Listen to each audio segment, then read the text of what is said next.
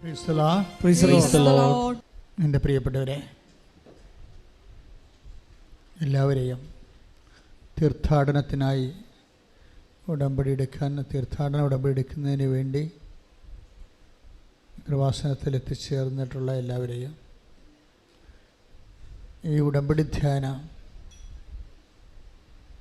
ഓൺലൈനിലിരുന്നു കൊണ്ട് വിവിധ ജില്ലകളിലും സംസ്ഥാനങ്ങളിലും ഓരോ രാജ്യങ്ങളിലിരുന്ന് ഈ ശുശ്രൂഷ ഭക്തിപൂർവ്വം കൂടുന്ന എല്ലാവരെയും പരിശുദ്ധ അമ്മയുടെ മാധ്യസ്ഥത്തിൽ ഈശോയുടെ തിരുസന്നിധാനത്തിൽ സമർപ്പിക്കുമ്പോൾ അതിൻ്റെ കൂടെ ഇന്ന് മനുഷ്യൻ അവൻ്റെ ജീവിതത്തിൻ്റെ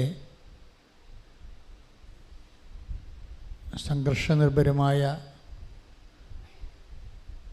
ജീവിതയാത്രയിൽ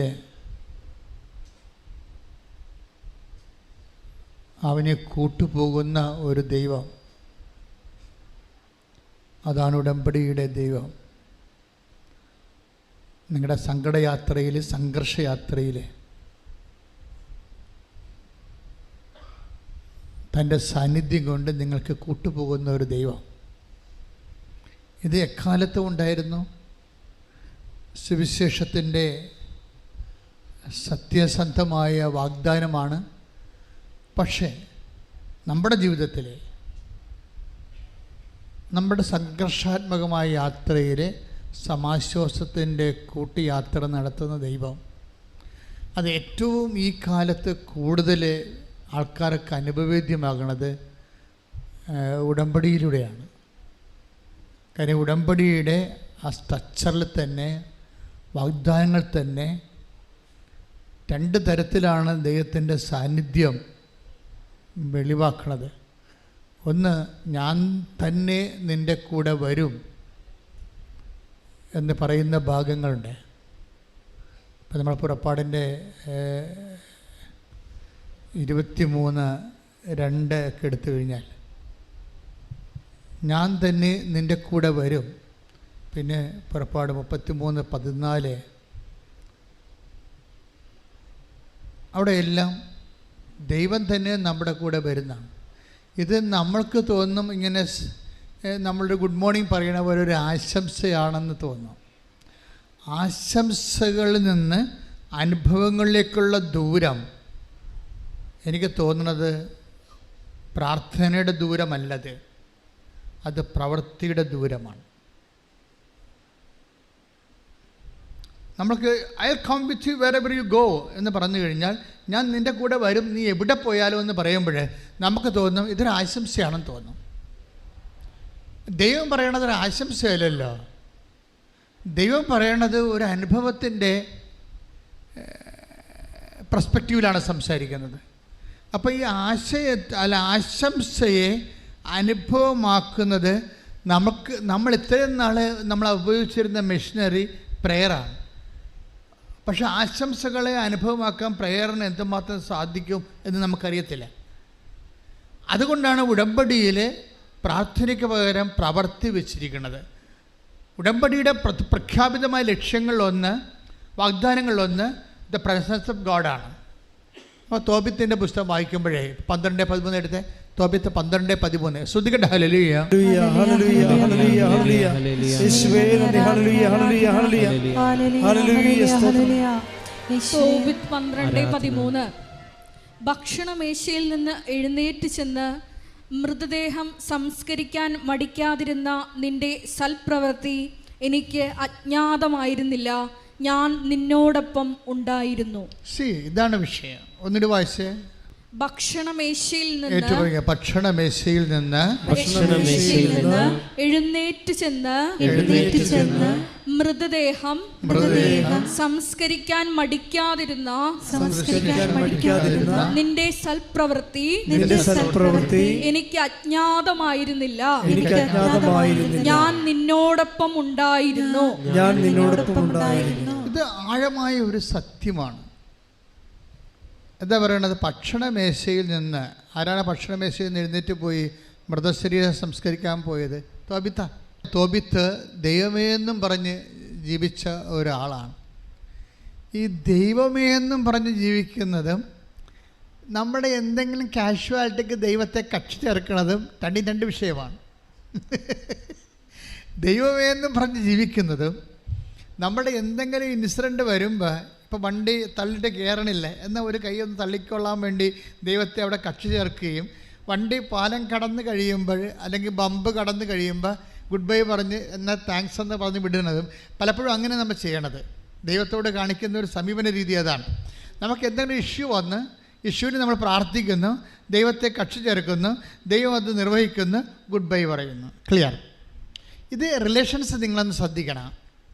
ഇങ്ങനെ ഈ റിലേഷനാണ് ഉള്ളതെങ്കിൽ നമുക്ക് അധികകാലം ഈ ലൈഫിൽ ദൈവത്തെ കക്ഷി ചേർക്കാൻ, ദൈവത്തെ വരാൻ എന്തുമാത്രം സാധിക്കുമെന്ന് അറിയത്തില്ല. നമ്മളൊരു പ്രഗ്മാറ്റിക്കാണ് ഈ കാര്യത്തിൽ. എന്ന് വെച്ച് കഴിഞ്ഞാൽ ഒരു വിഷയമുണ്ടായിരുന്നു, ആ വിഷയത്തിൽ നമ്മൾ ദൈവത്തിൽ ആശ്രയിച്ചു, ദൈവം നമ്മളെ സപ്പോർട്ട് ചെയ്തു, അത് കഴിയുമ്പോൾ ഗുഡ് ബൈ പറയും. പക്ഷേ അതും ദൈവം അങ്ങനെയല്ല ഉദ്ദേശിക്കണത്. ദൈവം അതല്ല ഉദ്ദേശിക്കണത്. ഒരു ഇടയ്ക്കൊന്ന് ഗുഡ് ബൈ പറഞ്ഞിട്ട് ടാറ്റ പറഞ്ഞിട്ട് വിടുന്ന ഒരു ബന്ധമേ നിനക്ക് ദൈവമായിട്ടുണ്ടെങ്കിൽ നിനക്കിനി ഈ വണ്ടി പല സമയത്ത് ഇനിയും കട്ടറിലേക്ക് കയറാൻ സാധ്യതയുണ്ട്. അപ്പം നീ ഒന്ന് ഇൻട്രോസ്പെക്റ്റ് ചെയ്യണം. എൻ്റെ ബന്ധമെന്ന് പറയണത് ഒരു പ്രോബ്ലം സെൻറ്റേഡ് ആണോ, ഒരു പ്രോബ്ലം ഉണ്ടാക്കുന്ന ഇഷ്യൂ ബേസ്ഡ് ആണോ? പലപ്പോഴും വരുന്നൊരു വിഷയം, what is your spirituality? Spirituality is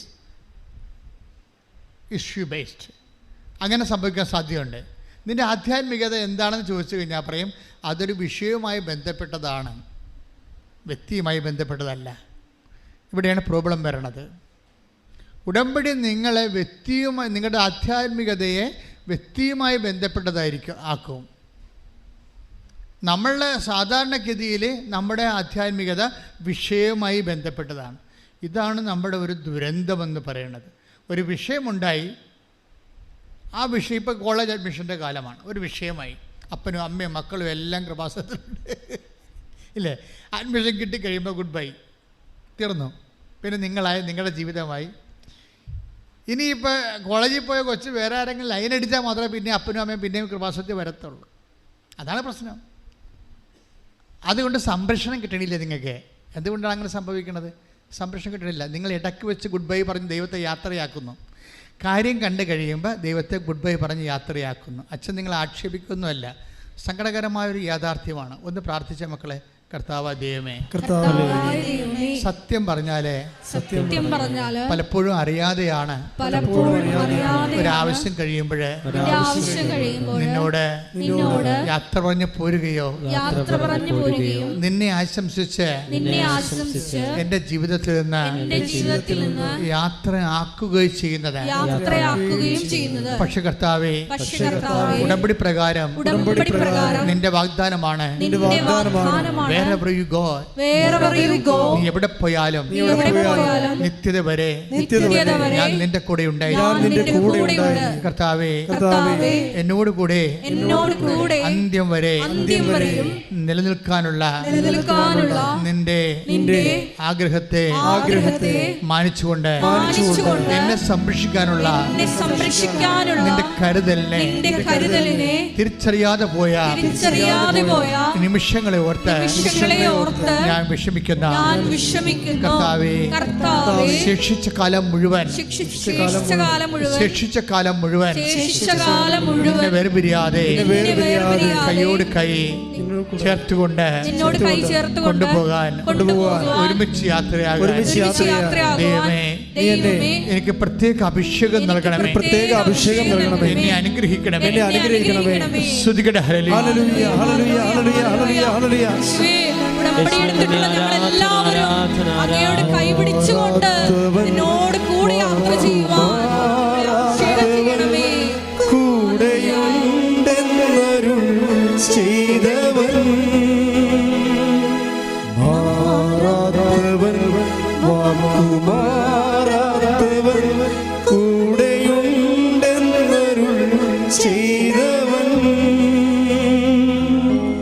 മാറുകില്ല, വാക്കുമാറുകില്ല,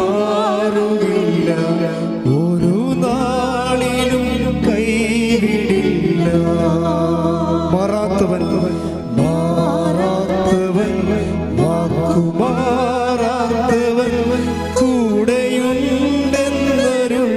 ചെയ്തവൻ മാറാത്തവൻ പാടാം മാറാത്തവൻ മാറാത്തവൻ കൂടെയുണ്ടെന്നരുൾ ചെയ്തവൻ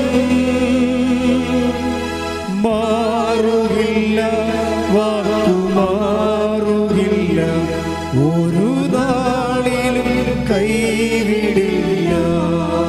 പരിശുദ്ധ പരമദിവ്യകാരുണ്യത്തിന് എന്നേരവും ആരാധനയും സ്തുതിയും പുകഴ്ചയും ഉണ്ടായിരിക്കട്ടെ. എൻ്റെ പ്രിയപ്പെട്ടവരെ, ഉടമ്പടി വാഗ്ദാനത്തിൻ്റെ പദ്ധതിയാണ്. ഉടമ്പടി is the project of promise. ആർക്കാണ് ആ പ്രോമിസ് ലഭിക്കണത്? ദൈവത്തിൻ്റെ വാഗ്ദാനം കിട്ടണത്.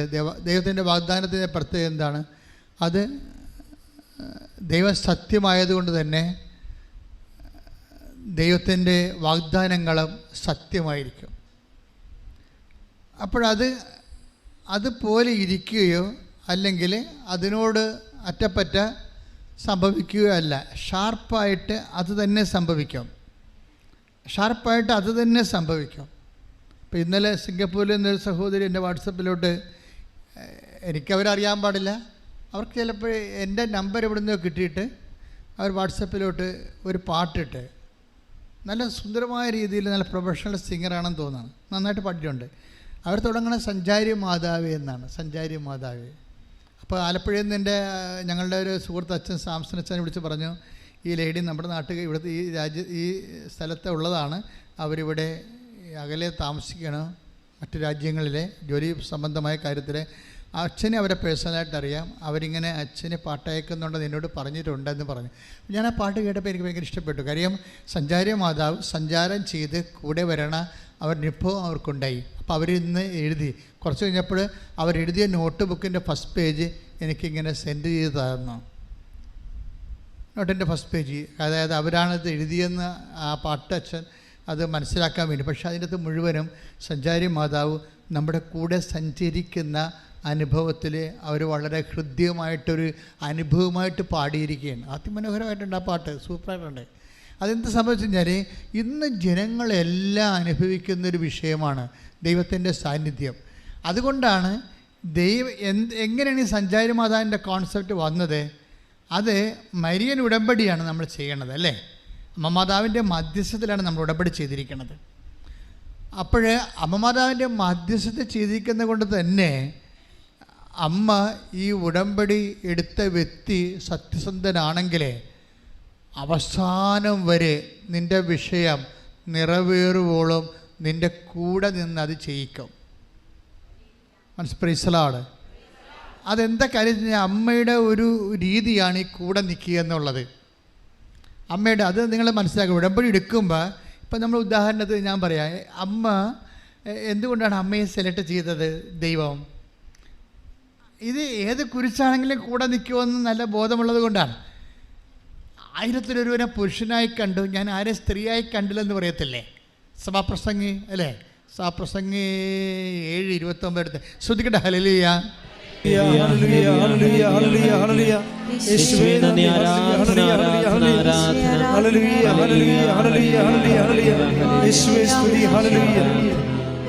സഭാപ്രസംഗി 7:28. 1000 ഞാൻ പുരുഷനായി കണ്ടു. ഒന്ന് പറഞ്ഞേ, 1000 ഞാൻ പുരുഷനായി കണ്ടു. എന്നാൽ ഒരുവളെയും സ്ത്രീയായി കണ്ടില്ല. എന്നിട്ട് എന്താ വെച്ചാൽ ദൈവം നമ്മൾ ഈശോ അമ്മയെ സ്ത്രീ എന്ന് വിളിക്കുമ്പോൾ നിങ്ങൾ ആ ഒരു രീതിയിൽ അത് മനസ്സിലാക്കേണ്ടത്. ദൈവം ഉദ്ദേശിക്കുന്ന സ്ത്രീയുടെ സ്വഭാവങ്ങളിൽ ഒന്നാണ് വിഷമസന്ധികളിൽ കൈവിടാതെ കൂടെ നിൽക്കുന്നത്. ആ ദൈവത്തിൻ്റെ സ്വഭാവമാണ്. ദൈവം ഉദ്ദേശിക്കുന്ന ഇപ്പം അമ്മ എന്താണ് ആദ്യമേ കർത്താവ് നീ ഗർഭം ധരിച്ചൊരു പുത്രനെ പ്രസവിക്കുമെന്ന് പറയുമ്പോഴേ അമ്മ അതിന് മറുപടി പറഞ്ഞ എന്താണ്? ഇതാ കർത്താവിൻ്റെ ദാസി, നിൻ്റെ വചനം പോലെ എന്നിൽ നിറവേറട്ടെ. Take the word of God. ശ്രദ്ധിക്കട്ടെ. ഹല്ലേലൂയ, ഹല്ലേലൂയ, ഹല്ലേലൂയ, ഹല്ലേലൂയ, ഹല്ലേലൂയ, ഹല്ലേലൂയ. Read it again. ലൂക്ക 1:38. ലൂക്ക 1:38. മറിയം പറഞ്ഞു, മറിയം പറഞ്ഞു, ഇതാ കർത്താവിന്റെ ദാസി, കർത്താവിന്റെ ദാസി, നിന്റെ വാക്ക് എന്നിൽ നിറവേറട്ടെ. അപ്പൊ എന്താ അവസാനം പറഞ്ഞ വാക്ക് എന്താ? നിന്റെ വാക്ക് എന്നിൽ നിറവേറട്ടെ. അല്ലേ? ക്ലിയർ അല്ലേ? അപ്പോഴേ വാക്ക് ഏതറ്റം വരെ ജീവിതം പോയാലും വാക്ക് നിറവേറ്റുമെന്ന് മറിയത്തിൽ ദൈവം വിശ്വസിച്ചുകൊണ്ടാണ് അവരെ സ്ത്രീ എന്ന് വിളിച്ചത്. കൈയിടിച്ച് കർത്താൻ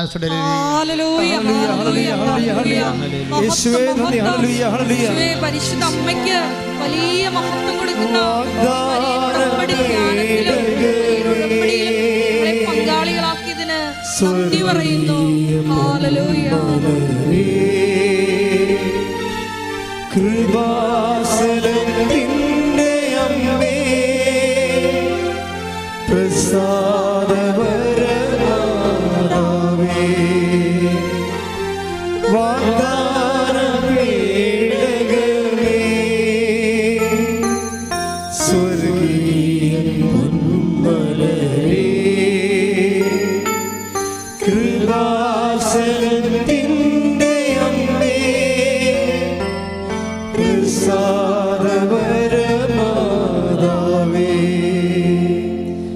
നമ്മൾ യോഹന്നാൻ്റെ സുവിശേഷം 19:25 യോഹന്നാൻ 19:25.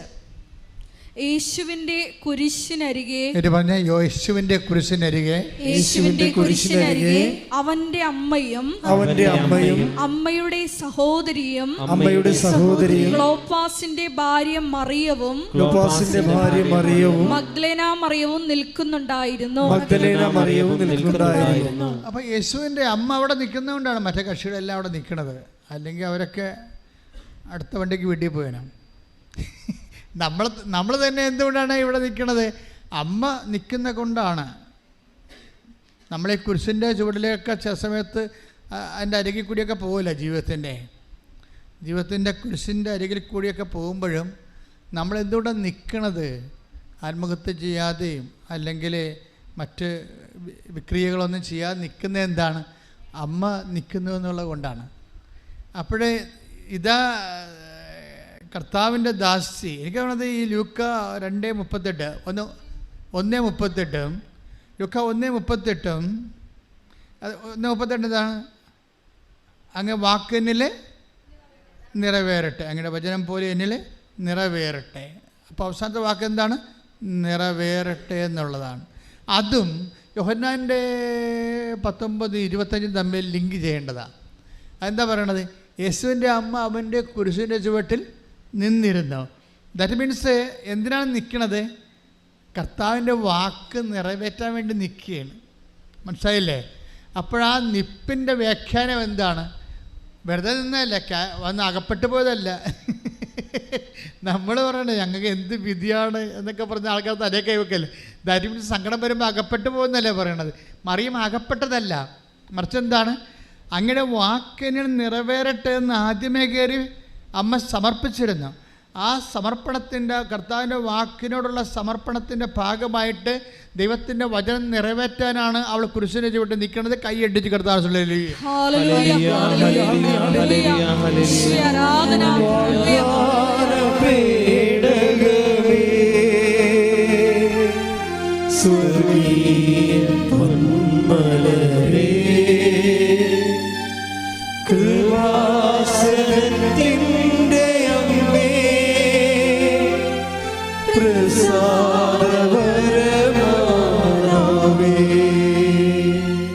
ഇന്നലെ ഒരു റിയാലിറ്റി ഷോയിലുള്ള ആൾ ഞാൻ സാക്ഷിയിട്ടിട്ടുണ്ട്. ഒരു സാക്ഷ്യം പറഞ്ഞായിരുന്നു. അയാൾക്ക് 2 കുഞ്ഞുങ്ങളുണ്ട്, ആൺകുഞ്ഞുങ്ങളെ. അപ്പോൾ അദ്ദേഹത്തിൻ്റെ ആഗ്രഹം ഒരു ആൺകുഞ്ഞും കൂടി വേണമെന്നുള്ളതാണ്. അപ്പോൾ മൂന്നാമത്തെ കുഞ്ഞിനെ പ്രഗ്നൻ്റ് ആയപ്പോൾ കുഞ്ഞിൻ്റെ എല്ലാം ഓക്കെ, ബ്രെയിനൊക്കെ ഓക്കെയാണ്, ഹാർട്ട് ഓക്കെയാണ്. പക്ഷെ ശ്വാസകോശം ചുങ്ങിപ്പോയതാണ്. അത് കുടലും പണ്ടവും എല്ലാം ആമാശയം ഉൾപ്പെടെ അങ്ങോട്ട് ഇടിച്ച് കയറി നിൽക്കണ കാരണം ശ്വാസകോശം ചെറുതായിപ്പോയി. അപ്പോൾ ഓക്സിജൻ എടുക്കണില്ല. അപ്പോൾ ഇത് അറിഞ്ഞോടുകൂടി ഇയാൾക്ക് ഭയങ്കരമായ കരച്ചിലാണ്. അയാൾ പറയുന്നുണ്ട്, എൻ്റെ ഒരു ഇമോഷൻ ഇങ്ങനെയാണ്, ചിരി വരുമ്പോൾ ഞാൻ നല്ലോണം ചിരിക്കും, കരച്ചിൽ കഴിഞ്ഞാൽ ഞാൻ വല്ലാത്ത രീതി കരയും, എനിക്കത് സഹിക്കാൻ പറ്റുന്നില്ലെന്ന് പറയണം. അയാളത് പറയുമ്പോൾ പോലും അയാൾ കരയണ രീതിയിലാണ് സംസാരിക്കണത്. അവസാനം ഇയാൾ അമ്മയെടുത്ത് വരും. അമ്മ എനിക്ക് കുഞ്ഞിനെ തരണം, അമ്മ വിചാരിച്ചാലേ ചെയ്യാൻ പറ്റത്തുള്ളൂ. എന്നിട്ട് ഈ എന്നിട്ട് ഡോക്ടർ പറയുന്നത് ഓപ്പറേഷൻ ചെയ്യാൻ പറ്റത്തില്ല, കാര്യം ഈ പതിരയും ശ്വാസകോശവും ഹൃദയവും എല്ലാം ഇങ്ങനെ അമങ്ങിയിരിക്കുകയല്ലേ, അപ്പോൾ അത് ചെയ്യാൻ പറ്റത്തില്ലെന്ന് പറയും. പക്ഷേ എന്തെങ്കിലും അമ്മയോട് ചെയ്ത ഉടമ്പടി, നമുക്കറിയാം ഇന്ന് പല മനുഷ്യരുടെയും ഒരു ആസ്തി ഒരു ആസ്തി ഉറപ്പെന്ന് പറയുന്നത് എന്താണ്? ഉടമ്പടിയാണ്. കാര്യം അപ്പോഴും ആൾക്കാർ പറയുന്നത് എന്താണ്? സാറേ ഡോക്ടറെ ശരിയാകും, ഞങ്ങൾ ഉടമ്പടി. അപ്പോൾ ഡോക്ടറോട് പറയത്തില്ലെങ്കിൽ മനസ്സിൽ പറയാം, എന്താണ്? ഞങ്ങൾ ഉടമ്പടി എടുത്തിട്ടുണ്ട്, എന്നുവെച്ചാൽ അമ്മയുമായിട്ട് ഞങ്ങൾ ഉടമ്പടി. മക്കളെ, നിങ്ങൾ ഉടമ്പടി എടുത്തിട്ടുണ്ടോ എന്ന കാര്യം സത്യമാണ്, പക്ഷെ അതല്ല പ്രശ്നം. ഉടമ്പടി വർക്കൗട്ട് ചെയ്യുന്നുണ്ടോ എന്ന് നോക്കണം. ഇല്ലേ, നിങ്ങൾ ലൈൻ വലിച്ചു എന്ന് പറഞ്ഞത് കാര്യം ശരിയാണ്, പക്ഷെ കറണ്ടുണ്ടോ, ഫീസ് പോയിരിക്കണം എന്നൊക്കെ നോക്കണം, ഇടക്ക് ചെക്ക് ചെയ്യണം. ലൈൻ വലിച്ചു എന്ന് പറഞ്ഞിട്ട് കാര്യമില്ല, പക്ഷേ അത് ഫീസ് പോയിരിക്കുകയാണെങ്കിൽ നമുക്ക് ലൈറ്റ് തെളിയത്തില്ല. എന്ന് പറഞ്ഞ പോലെ തന്നെ നിങ്ങൾ ഉടമ്പടി എടുത്താലും ഉടമ്പടിയുടെ മെയിൻ സംഭവം എന്താണ്? പ്രധാനപ്പെട്ട സംഭവം എന്താണ്? ഉടമ്പടിയുടെ പ്രസൻസാണ്. പ്രസൻസ് മറ്റ് പ്രാർത്ഥനകളിൽ നിന്ന് വ്യത്യസ്തമായിട്ട് ഉടമ്പടിയുടെ ഈ പദ്ധതി പ്രയോഗങ്ങളെ നമുക്ക് തരുന്ന ഒരു പ്രത്യാശ എന്ന് പറയുന്നത് പ്രസൻസാണ്. എന്ന് വെച്ച് കഴിഞ്ഞാൽ എന്താണ്? സാന്നിധ്യം. എനിക്ക് തോന്നുന്നത് ഇതാണ്, മറ്റ് പല വിഷയങ്ങളും വ്യത്യസ്തങ്ങളായ പ്രാർത്ഥനാ രീതികളിലേക്ക് ഒരു പരിവരെ നടക്കുമെങ്കിലും ഉടമ്പടി പ്രത്യേകിച്ച് why should I take covenant, ഞാൻ എന്തുകൊണ്ട് ഉടമ്പടി എടുക്കണമെന്ന് ചോദിച്ചാൽ അതിന് ഉത്തരവേ ഉള്ളൂ. എന്താ കാര്യം? എൻ്റെ കൂടെ ദൈവം വരുമെന്ന് ഉടമ്പടി പ്രകാരം പറഞ്ഞിട്ടുണ്ട്. എൻ്റെ കൂടെ ദൈവം വരും. അത് സഞ്ചാരി മാതാവ് തൻ്റെ കൂടെ വരുന്നത് എല്ലാവരുടെയും അനുഭവമാണ്. കാര്യം ദൈവത്തിന് ആദ്യകാലം മുതലേ ഉള്ള ഒരു സത്യസന്ധമായ നിലപാടാണ് വിശ്വസിക്കുന്നതിൻ്റെ കൂടെ പോകണമെന്നുള്ളത്. അത് പുതിയതല്ല, വിശ്വസിക്കുന്നതിൻ്റെ കൂടെ. ഇപ്പം നമ്മൾ 23-20 എടുത്ത പുറപ്പാട് ശ്രദ്ധിക്കട്ടെ. ഹല്ലേലൂയ ഹല്ലേലൂയ ഹല്ലേലൂയ ഹല്ലേലൂയ ഹല്ലേലൂയ യേശുവേ നന്ദി. ഹല്ലേലൂയ ഹല്ലേലൂയ ഹല്ലേലൂയ ഹല്ലേലൂയ ഹല്ലേലൂയ ഹല്ലേലൂയ ഹല്ലേലൂയ ഹല്ലേലൂയ. പുറപ്പാട് 23:20. പുറപ്പാട് 23:20. ഇതാ ഒരു ദൂതനെ, പറഞ്ഞേ, ഇതാ ഒരു ദൂതനെ നിനക്ക് മുൻപേ ഞാൻ അയക്കുന്നു. അവൻ നിന്റെ വഴിയിൽ നിന്നെ കാത്തുകൊള്ളും. ഞാൻ ഒരുക്കിയിരിക്കുന്ന സ്ഥലത്തേക്ക് നിന്നെ കൊണ്ടുവരികയും ചെയ്യും. അപ്പോൾ ഈ ലാൻഡ് ആൻഡ് ലൈഫ് ഉടമ്പടിയുടെ ബേസിക് ആയിട്ടുള്ള സംഭവമാണ്. ലാൻഡ് ആൻഡ് ലൈഫ്, ജീവിതം എന്ന് പറഞ്ഞാൽ എന്താ? സം ടോട്ടൽ, അതിൻ്റെ തട്ടകം, ഒരു ജീവിതത്തിൻ്റെ തട്ടകം എന്താണ്? ജീവിതം മീൻസ് ലൈഫ്. ലൈഫിൻ്റെ തട്ടകം എന്താണ്? ലാൻഡാണ്. ലാൻഡ്, അതായത് ഉടമ്പടിയുടെ ബേസിക് ആയിട്ടുള്ള എല്ലാം എന്താണ്? ബേസിക് ആയിട്ടുള്ള ലാൻഡ്. അത് നിങ്ങളുടെ ജീവിതം കരുപ്പിടിപ്പിക്കാൻ വേണ്ടി നമുക്ക് ആവശ്യമായത് എന്താണ്? അനുകൂലമായ സ്ഥലമാണ്. അനുകൂലമായ സ്ഥലം. അപ്പോൾ അനുകൂലമായ സ്ഥലം, ഇപ്പം ഞാൻ ഈ ജപ്തി നടപടിയൊക്കെ ആൾക്കാർ വരത്തില്ലേ, അപ്പോൾ ഞാനെന്താ, നിങ്ങൾ ജപ്തി നടപടിക്കാരെ പ്രത്യേകം കാണുന്ന എന്താ കാര്യം? അവിടെ വീട് സ്ഥലവും ജന്മാവകാശം നഷ്ടപ്പെടാൻ പോകുകയും അല്ലേ? അവിടെ ബൈബിളിനെ അത് റീസെറ്റ് ചെയ്യാൻ പറ്റുകയില്ലെങ്കിൽ വേറെ ഒരു പുസ്തകത്തിനും പറ്റത്തില്ല. എന്താ കാര്യം? ഇതെല്ലാം നീ ജനിക്കാൻ ഞാൻ ഇടയാക്കിയ സ്ഥലം, നിന്നെ ജന്മ അവകാശമായി ഞാൻ നിനക്ക് തന്നിരിക്കുന്ന സ്ഥലം, നിൻ്റെ ജീവിതം കരുപ്പിടിപ്പിക്കാൻ വേണ്ടി ഞാൻ നിനക്ക് തന്നിരിക്കുന്ന സ്ഥലം, ആ സ്ഥലം നിനക്ക് നഷ്ടപ്പെട്ടാൽ ഞാൻ ആ സ്ഥലത്തേക്ക് നിന്നെ തിരികെ കൊണ്ടുവരുന്ന ദൈവമാണ്. കൈ ഇടിച്ച് കർത്താവ് ഹല്ലേലൂയ.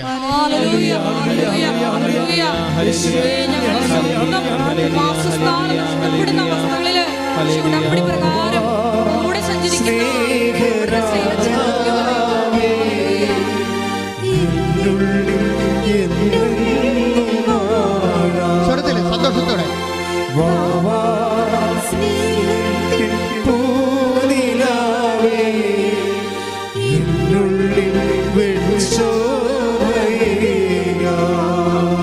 പരിശുദ്ധ പരമദിവ്യകാരുണ്യത്തിന് എന്നേരവും ആരാധനയും സ്തുതിയും പുകഴ്ചയും ഉണ്ടായിരിക്കട്ടെ. എസെക്കിയേൽ 37:14 സ്തുതിക്കട്ടെ. ഹല്ലേലൂയ ഹല്ലേലൂയ ഹല്ലേലൂയ ഹല്ലേലൂയ. യേശുവേ നന്ദി നന്ദി നന്ദി. ഹല്ലേലൂയ ഹല്ലേലൂയ ഹല്ലേലൂയ ഹല്ലേലൂയ ഹല്ലേലൂയ ഹല്ലേലൂയ. ബാബാ സ്നേഹരാജാവേ എന്നെന്നും എന്നിലുള്ളിൽ വാഴാം. ബാബാ സ്നേഹത്തിൻ പൂനിലാവേ എന്നുള്ളിൽ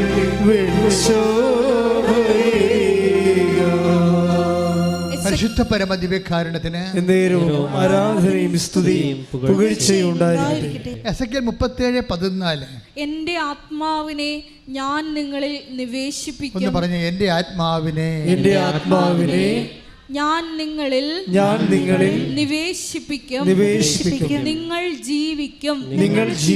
ഞാൻ നിങ്ങളെ നിങ്ങളുടെ സ്വന്തം ദേശത്ത് വസിപ്പിക്കും. ജപ്തി ചെയ്യാൻ പറ്റത്തില്ല. എന്താ കാര്യം? ദൈവം നിനക്ക് തന്ന സ്വന്തം സ്ഥലത്ത് ആർക്കും എടുക്കാൻ പറ്റത്തില്ലത്. പക്ഷേ ഇത് എൻ്റെ ദൈവമായതിൽ നീ ഇത് പൂർണ്ണമായി വിശ്വസിക്കണം. വിശ്വസിക്കുക മാത്രമല്ല, അതായത് ഇവിടെ ആ വചനത്തിൻ്റെ ലൈൻ എന്താ? ലൈഫ് ആൻഡ് ലാൻഡാണ് വചനത്തിൽ പറയണത്. Life and land. ഒന്നിന് വായിച്ചോളൂ. എസെക്കിയേൽ 37:14 എന്റെ ആത്മാവിനെ എന്റെ ആത്മാവിനെ ഞാൻ നിങ്ങളിൽ നിവേശിപ്പിക്കും. നിങ്ങൾ ജീവിക്കും. ഒന്നിന് പറഞ്ഞ എന്റെ ആത്മാവിനെ ഞാൻ നിങ്ങളിൽ നിവേശിപ്പിക്കാം. നിങ്ങൾ ജീവിക്കും. അപ്പൊ ലൈഫായില്ലേ അല്ലേ? അപ്പം എങ്ങനെയാണ് നമുക്ക് ലൈഫ് നഷ്ടപ്പെട്ടാൽ തിരിച്ചു വരുന്നത്? ഇപ്പം ജോലി നഷ്ടപ്പെട്ടു അല്ലേ? ജോലി നഷ്ടപ്പെട്ടു, പഠിത്തത്തിൽ തോറ്റു. അപ്പം നമ്മൾ ലൈഫ് പോവുകയാണ് ഇല്ലേ? ലൈഫ് പോവുകയാണ്. നമുക്ക് ജോലി നഷ്ടപ്പെട്ടാലും OITക്ക് തോറ്റാലും ഒക്കെ എന്ത് സംഭവിക്കണത്? ഇൻ്റർവ്യൂവിന് തോറ്റാൽ നമുക്ക് എന്താ? We lost our life. We are losing our life. നമുക്ക് ലൈഫ് പോവുകയാണ്. പക്ഷേ എന്താ പറയണത്? ഈ ലൈഫ് എങ്ങനെ തിരിച്ചു പിടിക്കാം? പരീക്ഷ വന്ന് നമ്മൾ പരീക്ഷയ്ക്ക് തോറ്റു. അങ്ങനെ നമുക്ക് ഇംഗ്ലണ്ടിൽ പോകാൻ പറ്റിയില്ല അല്ല, അല്ലെങ്കിൽ PSCക്ക് കയറാൻ പറ്റിയില്ല. We are losing a life when we lost. അത് ഇത് ഓരോ വിഷയത്തിൽ, അതായത് ഇങ്ങനെ വന്നാൽ ലൈഫ് നഷ്ടപ്പെട്ടാൽ എങ്ങനെ തിരിച്ചു പിടിക്കാം? എസെക്കിയേൽ എന്താ പറയണത്? എസെക്കിയേൽ 37:14 എന്താ പറയണത്? എന്റെ ആത്മാവിനെ ഞാൻ നിങ്ങളിൽ നിവേശിപ്പിക്കും. നിങ്ങൾ ജീവിക്കും. അപ്പൊ ജീവിക്കണവരുടെ കണ്ടല്ലേ? ജീവിക്കണം. അപ്പം ജീവിതത്തിൽ എന്തെങ്കിലും പരീക്ഷയോ അല്ലെങ്കിൽ കച്ചവടം പൂട്ടിപ്പോയി. ഇന്നലത്തെ ഒരു സത്യദാസിൻ്റെ സാക്ഷ്യം ട്രിവാൻഡ്രമാണ്. അവിടുത്തെ ഇടവേക്കാരനാണ്. സത്യദാസ് എന്താ പറയുക വെച്ചാൽ, സത്യദാസിന് റീസർവേ പണ്ട് നടന്നപ്പോൾ പുള്ളിയുടെ 3 കട പുള്ളിക്കുണ്ടായിരുന്നു. 3 കച്ചവടം, പിടിയക്കട. അതിന് 2 എണ്ണം വേറെ ആൾക്കാരുടെ പേരിലായിപ്പോയി. വല്ല പരിപാടിയുണ്ട്. തല കുത്തി മറിഞ്ഞിട്ട് ഈ സാധനം പുള്ളിയുടെ പേരിലാക്കാൻ പറ്റണില്ല. ഈ റീസർവേ ഒക്കെ നടന്ന ആൾക്കാരൊക്കെ ഒന്ന് തിരക്കിപ്പോയി നോക്കണേ. ഞങ്ങളുടെ സ്ഥലത്തല്ലേ ഞങ്ങൾ ജീവിക്കണത്, ഞങ്ങളുടെ കയ്യിലാണല്ലോ എന്നൊക്കെ പറഞ്ഞ കാര്യമില്ല. സർക്കാരിൻ്റെ കയ്യിൽ, നിങ്ങളുടെ കയ്യിലല്ല ഇരിക്കണം, കണ്ടവൻ്റെ കയ്യിലായിരിക്കണം. ഇപ്പോൾ റീസർവേ നടന്ന കക്ഷികളൊക്കെ നേരെ പോയി വില്ലേജ് ഓഫീസിൽ പോയിട്ട് ഇപ്പോഴും എത്രയും വേഗം അത് പോക്കുവരോ ചെയ്തിട്ട് ടാക്സ് അടച്ചിട്ട് രസീത് വാങ്ങിച്ചേക്കണം. അല്ലെങ്കിൽ നമ്മുടെ കയ്ക്ക് സ്ഥലം ഉണ്ടാകത്തില്ല. സ്ഥലം കൂടുതലുള്ള ആൾക്കാർ അത് തന്നെ ചെയ്യേണ്ടി വരുമായിരിക്കും. അല്ലെങ്കിൽ ഗവൺമെൻറ് അത് മിച്ചഭൂമിയാക്കി എടുത്തിട്ട് ആവശ്യമുള്ളവർക്ക് കൊടുക്കും.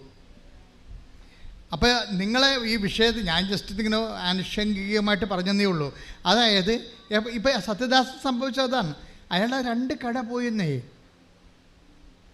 അതന്നെയല്ലേ പഞ്ചായത്ത് ചെല്ലുമ്പോഴേ പഞ്ചായത്ത് വടിതടി ആയുധങ്ങളായിട്ട് ഇയാളെ തല്ലാനും കൊല്ലാനും വന്ന പോലെയാണ് അവരിയ്ക്കണത്. ഇയാൾക്കൊരു സ്വാധീനവും ഇല്ല.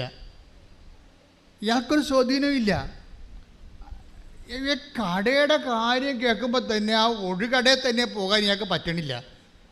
അത് കയ്യേറിയത് പോലെ ഇരിക്കണം. അപ്പം പേടിയാണ്.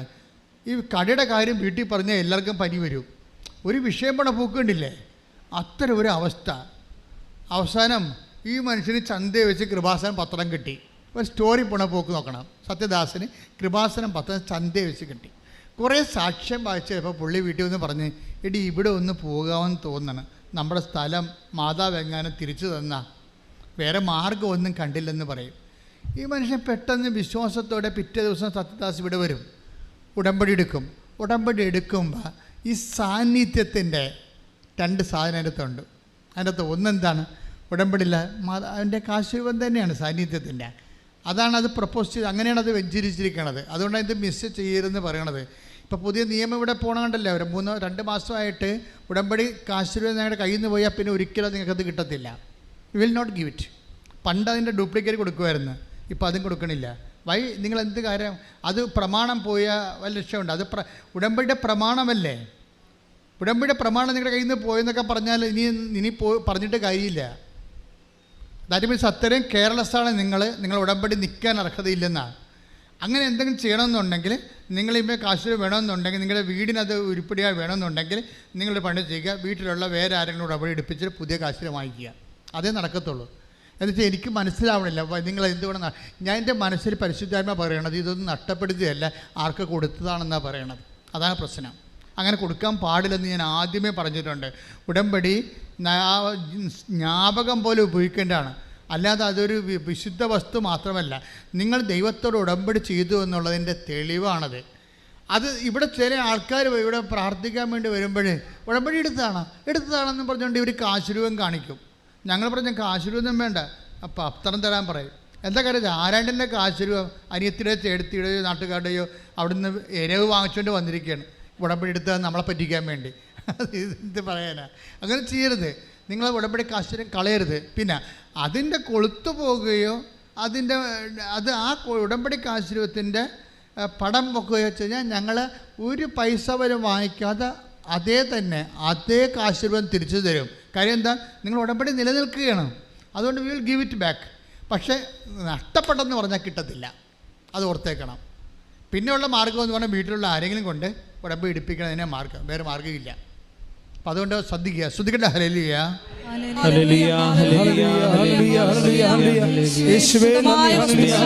വിശുദ്ധിയോടെ കൈകാര്യം ചെയ്യാനുള്ള കൃപ ഉടമ്പടി എടുത്ത് ഞങ്ങൾക്ക് എല്ലാവർക്കും നൽകണമേ. ഹല്ലേലൂയ. പരിശുദ്ധ പരമദിവ്യകാരുണ്യത്തിന് അപ്പോൾ ഇപ്പോൾ പരിശുദ്ധാത്മാവ് നമ്മളോട് സംസാരിച്ചുകൊണ്ടിരിക്കുന്നത് ഇതാണ്, എങ്ങനെയാണ് ലൈഫ് തിരിച്ചു പിടിക്കണത്, ലൈഫ് നഷ്ടപ്പെടുമെന്ന് വിചാരിക്കുക. ഇപ്പം സത്യദാസിൻ്റെ വിഷയം എന്താണ്? സത്യദാസ് ഉടമ്പടി എടുത്ത ശേഷം ഉടനെ അയാളത് പൂർണ്ണമായി വിശ്വസിച്ചു എന്നുള്ളതാണ്. എൻ്റെ മക്കളെ, ഈ പൂർണ്ണമായി വിശ്വസിക്കാത്തൊരു ഉടമ്പടി എടുക്കരുത് കേട്ടോ. അത് വളരെ ശ്രദ്ധിക്കേണ്ട കാര്യമാണ്. നാട്ടുകാരെടുത്തല്ലോ, വീട്ടുകാരെടുത്തല്ലോ, കൂട്ടുകാരെടുത്തെന്നൊക്കെ പറഞ്ഞുകൊണ്ട് വന്ന് നിങ്ങൾ ഉടമ്പടി എടുക്കരുത്. ആ ഉടമ്പടി എന്ന് പറഞ്ഞാൽ നിങ്ങളൊരു ദൈവവുമായിട്ടുള്ള ബയലാറ്ററൽ എഗ്രിമെൻ്റാണ്. ആ എഗ്രിമെൻറ്റിന് ആദ്യം തന്നെ നിങ്ങൾ ഈ പ്രമാണം വായിച്ച് കേൾക്കുമെന്ന് പറഞ്ഞിട്ടില്ലേ? ഇപ്പം നിങ്ങൾ രജിസ്റ്റർ ഓഫീസിൽ ചെല്ലുമ്പോൾ രജിസ്റ്റർ നമ്മളെന്താ ചോദിച്ചത്? പണം കൊടുത്തോ എന്ന്, കൈപ്പറ്റിയോ എന്ന് ചോദിക്കുമ്പോൾ അയാൾ കൈപ്പറ്റിയെന്ന് പറയും, പണം കിട്ടിയെന്ന് പറയും. പിന്നെ മറ്റുള്ളവരോട് ചോദിക്കണത് എന്താണ്? ആധാരം വായിച്ചു നോക്കിയോ, അല്ലേ? അങ്ങനെ ചോദിക്കത്തില്ലേ? ആധാരം വായിച്ചു നോക്കി. അപ്പോൾ ഇവർ പറയാം വായിച്ചു നോക്കിയെന്ന് പറയും. എവിടാ വായിച്ചു നോക്കിയെങ്കിൽ പിന്നെ എന്തിനാണ് കൃപാസനത്തിൽ വന്നിട്ട് വഴിയില്ലെന്ന് പറയണത്? അപ്പോൾ വായിച്ചു നോക്കില്ലെന്നല്ല എൻ്റെ അർത്ഥം. അച്ഛൻ ഒരു അബദ്ധം പറ്റിപ്പോയി, ചതിയായിപ്പോയി. എന്ത് പറ്റി? പ്രമാണം കിട്ടി, പക്ഷേ അതിൻ്റെ സ്ഥലമുണ്ട്, എല്ലാം ഉണ്ട്, പക്ഷേ വഴിയില്ലെന്ന്. പിന്നെ ഹെലികോപ്റ്റർ ഇറങ്ങാൻ പോണം, അതിനുവേണ്ടി പ്രളയം വരേണ്ടി വരും മിക്കവാറും. അതാ പ്രശ്നം. അതാ വായിച്ചു നോക്കില്ലെന്നർത്ഥം. ഇങ്ങനെ കുറേ അണ്ണന്മാർ ഉടമ്പടി ചെയ്തിട്ടുണ്ട് വായിച്ചു നോക്കാതെ കറക്റ്റായിട്ട്. പക്ഷേ സത്യദാസ് അങ്ങനെയല്ല. ഏറ്റവും ഇഷ്ടമായിട്ട് കാര്യങ്ങൾ വായിച്ചു നോക്കി. അതിൻ്റെ അത് നമുക്ക് തരുന്ന പ്രോമിസ് എന്താണെന്ന് നോക്കി. പ്രോമിസ് എന്താണ്? ഞാൻ നിൻ്റെ കൂടെ വരും. എങ്ങനെയാണ്? ഞാൻ തന്നെ നിൻ്റെ കൂടെ വരും, നിന്നെ ആശ്വസിപ്പിക്കണം. 33:14 ശ്രദ്ധിക്കട്ടെ. ഹല്ലേലൂയ, ഹല്ലേലൂയ, ഹല്ലേലൂയ, ഹല്ലേലൂയ. യേശുവേ നന്ദി, യേശുവേ സ്തുതി. ഹല്ലേലൂയ. പുറപ്പാട് 33:14. പുറപ്പാട് 33:14. കർത്താവ് പറഞ്ഞു, ഞാൻ തന്നെ നിന്നോട് കൂടെ വരികയും. കൈയടിച്ച് നിന്നോട് കൂടെ വരികയും. ഹല്ലേലൂയ, ഹല്ലേലൂയ, ഹല്ലേലൂയ, ഹല്ലേലൂയ, ഹല്ലേലൂയ. നിനക്ക് ആശ്വാസം നൽകുകയും ചെയ്യും. നിനക്ക് ആശ്വാസം നൽകുകയും ചെയ്യും. അല്ല, പന്ത് കളി കാണാനല്ല കൂടെ വരണത്, മനസ്സിലായില്ലേ? ഞാൻ തന്നെ ഒന്ന് പറഞ്ഞു, ഞാൻ തന്നെ നിന്റെ കൂടെ വരികയും നിനക്ക് ആശ്വാസം നൽകുകയും ചെയ്യും. നിനക്ക് ആശ്വാസം നൽകുകയും ഒന്ന് പ്രാർത്ഥിക്കുക. കർത്താവേ, എന്റെ ജീവിത വഴികളില് ഞാൻ പതറിപ്പോകുമ്പോഴേ എന്നെ ചേർത്ത് പിടിക്കാൻ എനിക്ക് ആശ്വാസം നൽകാൻ എന്റെ കൂടെ വരുമെന്ന് ഉടമ്പടിയിലൂടെ വാഗ്ദാനം ചെയ്ത ദൈവമേ, സ്തുതിക്കുന്നു, ആരാധിക്കുന്നു, നന്ദി പറയുന്നു.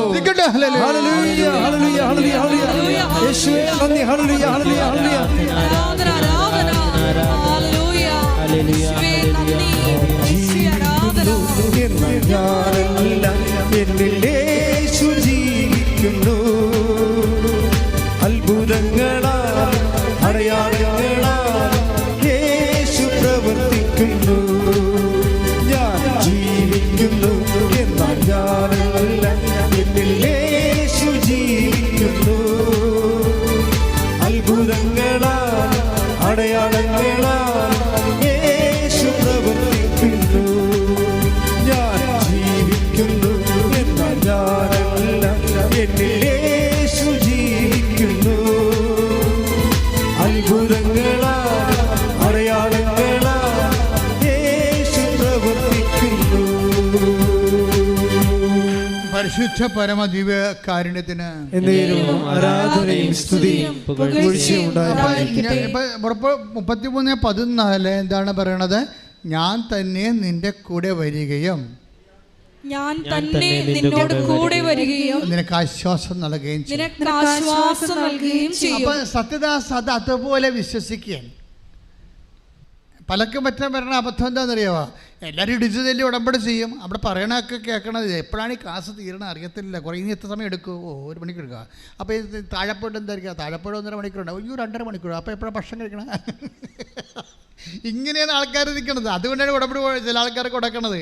ആ സത്യദാസ് അങ്ങനെയല്ല, ഞാൻ തന്നെ നിൻ്റെ കൂടെ വരും. അപ്പോൾ കർത്താവ് എൻ്റെ കൂടെ വരാമെന്ന് പറഞ്ഞിട്ടുണ്ട്. പിന്നെ എന്താണ്? എനിക്ക് ആശ്വാസം നൽകുകയും ചെയ്യും. എന്നെ ആശ്വസിക്കാരെ എനിക്ക് എൻ്റെ വസ്തു കണ്ടവൻ കൊണ്ടുപോയില്ലേ? ഞാൻ പഞ്ചായത്ത് ചെല്ലുമ്പോൾ അവരെന്നെ തല്ലാനും കൊല്ലാനും എന്നെ പോലെയാണ് എന്നെ നോക്കണത്. അപ്പം ഞാൻ ഇനി അടുത്ത് പോകാനാണ്, എനിക്ക് കർത്താവേ ഉള്ളൂ. എന്നിട്ട് ഈ മനുഷ്യൻ പിറ്റേ ദിവസം തന്നെ ഉടമ്പടി കാശ്വര്യം കൊണ്ട് വിശ്വാസം പ്രമാണം ചൊല്ലിക്കൊണ്ട് പഞ്ചായത്ത് ആഫീസിൽ പോകും. ഇയാളെ ഓടിച്ചിട്ട് തൊഴിച്ചെന്ന് പറഞ്ഞിട്ടാ ബഹളം ഉണ്ടാക്കി വിരട്ടി ഓടിച്ച് സെക്രട്ടറി എടുത്ത് ചെല്ലും. അപ്പോൾ സംഭവിക്കണം, ഈ വിശ്വാസ പ്രമാണം ചൊല്ലി ഈ ഉടമ്പടി കാശ്വര്യം ഹോൾഡ് ചെയ്തുകൊണ്ട് വിശ്വാസപ്രമാണം ചൊല്ലി ഈ മനുഷ്യൻ പഞ്ചായത്ത് ഓഫീസിൽ ചെല്ലുമ്പോൾ തന്നെ സെക്രട്ടറി കസ്റ്റഡി ഇട്ട് കൊടുക്കും.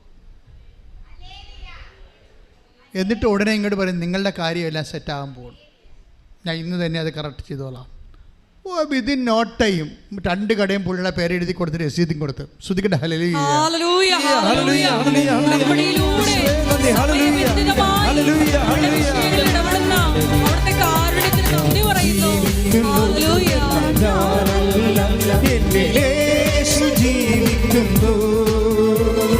അത്ഭുതങ്ങളാൽ അടയാളങ്ങളാൽ യേശു പ്രവർത്തിക്കുന്നു.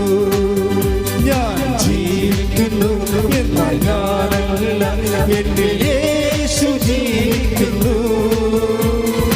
അത്ഭുതങ്ങളാൽ അടയാളങ്ങളാൽ യേശു പ്രവർത്തിക്കുന്നു. യേശു പ്രവർത്തിക്കുന്നു. എൻ്റെ പ്രിയപ്പെട്ടവരെ, ഉടമ്പടിയുടെ ഫലപ്രാപ്തി ഇരിക്കുന്നത് ഈ വാഗ്ദാനങ്ങളിലുള്ള നമ്മുടെ വിശ്വാസത്തിൻ്റെ അടിസ്ഥാനത്തിലാണ്. വാഗ്ദാനങ്ങളിൽ നമ്മൾ വിശ്വസിക്കുക, ദൈവം നമുക്ക് നൽകിയ വാഗ്ദാനങ്ങൾ. ഇപ്പോൾ അൻസമ്മ മാനന്തവാടിയുടെ സാക്ഷ്യമുണ്ടായി, ഈ ദിവസങ്ങളുണ്ടായിരുന്ന സാക്ഷ്യങ്ങളിൽ രസകരമായ സാക്ഷ്യം. അൻസമ്മ നമ്മളെ ഉടമ്പടി പഠിപ്പിക്കുന്നുണ്ട്. ഞാൻ പോലും പറയാത്ത കാര്യം അവർ പറയുന്നുണ്ട്. എന്താ അൻസമ്മ പറഞ്ഞ വെച്ചാൽ, അൻസമ്മയുടെ വഴിയില്ല, നടക്കാൻ വഴിയില്ല, കണ്ടവൻ്റെ വഴിയിൽ കൂടി തന്തക്കുളി കേട്ട് വേണം ഇപ്പോഴും പോയിക്കൊണ്ടിരിക്കണം. സങ്കടകരമായ അവസ്ഥയാണ്. വഴിയില്ലെങ്കിൽ അറിയാമല്ലോ നിങ്ങൾക്ക്, വഴിയില്ലെങ്കിൽ എന്താണ്, മക്കളെ കെട്ടിക്കാൻ പോലും പറ്റത്തില്ല. പെണ്ണ് ആലോചനയൊക്കെ വന്നു കഴിയുമ്പോൾ വഴിയില്ലെന്നും പറഞ്ഞ് ആൾക്കാർ പോകും. അതുകൊണ്ട് ആൻസം വളരെ പരുങ്ങലാണ്, ജീവിതം പരുങ്ങലാണ്, ലൈഫില്ല. ലൈഫില്ല, ജീവിതമില്ല. അപ്പം ജീവിതമില്ലാത്ത കൊണ്ട് എന്താ പറയണത്? എൻ്റെ ആത്മാവിനെ. അപ്പം എസെക്കിയേൽ 17:14 വായിച്ച് ശ്രുതിക്കട്ടെ. ഹല്ലേലൂയ, ഹല്ലേലൂയ, ഹല്ലേലൂയ, ഹല്ലേലൂയ, ഹല്ലേലൂയ. യേശുവേ നന്ദി. ഹല്ലേലൂയ, ഹല്ലേലൂയ. എൻ്റെ ആത്മാവിനെ ഞാൻ നിങ്ങളിൽ നിവേശിപ്പിക്കും. അപ്പം ലൈഫ് നഷ്ടപ്പെട്ടു കഴിഞ്ഞാൽ എന്താ മാർഗം? എൻ്റെ ആത്മാവിനെ ഞാൻ നിങ്ങളിലെ നിവേശിപ്പിക്കും. നിങ്ങൾ ജീവിക്കും.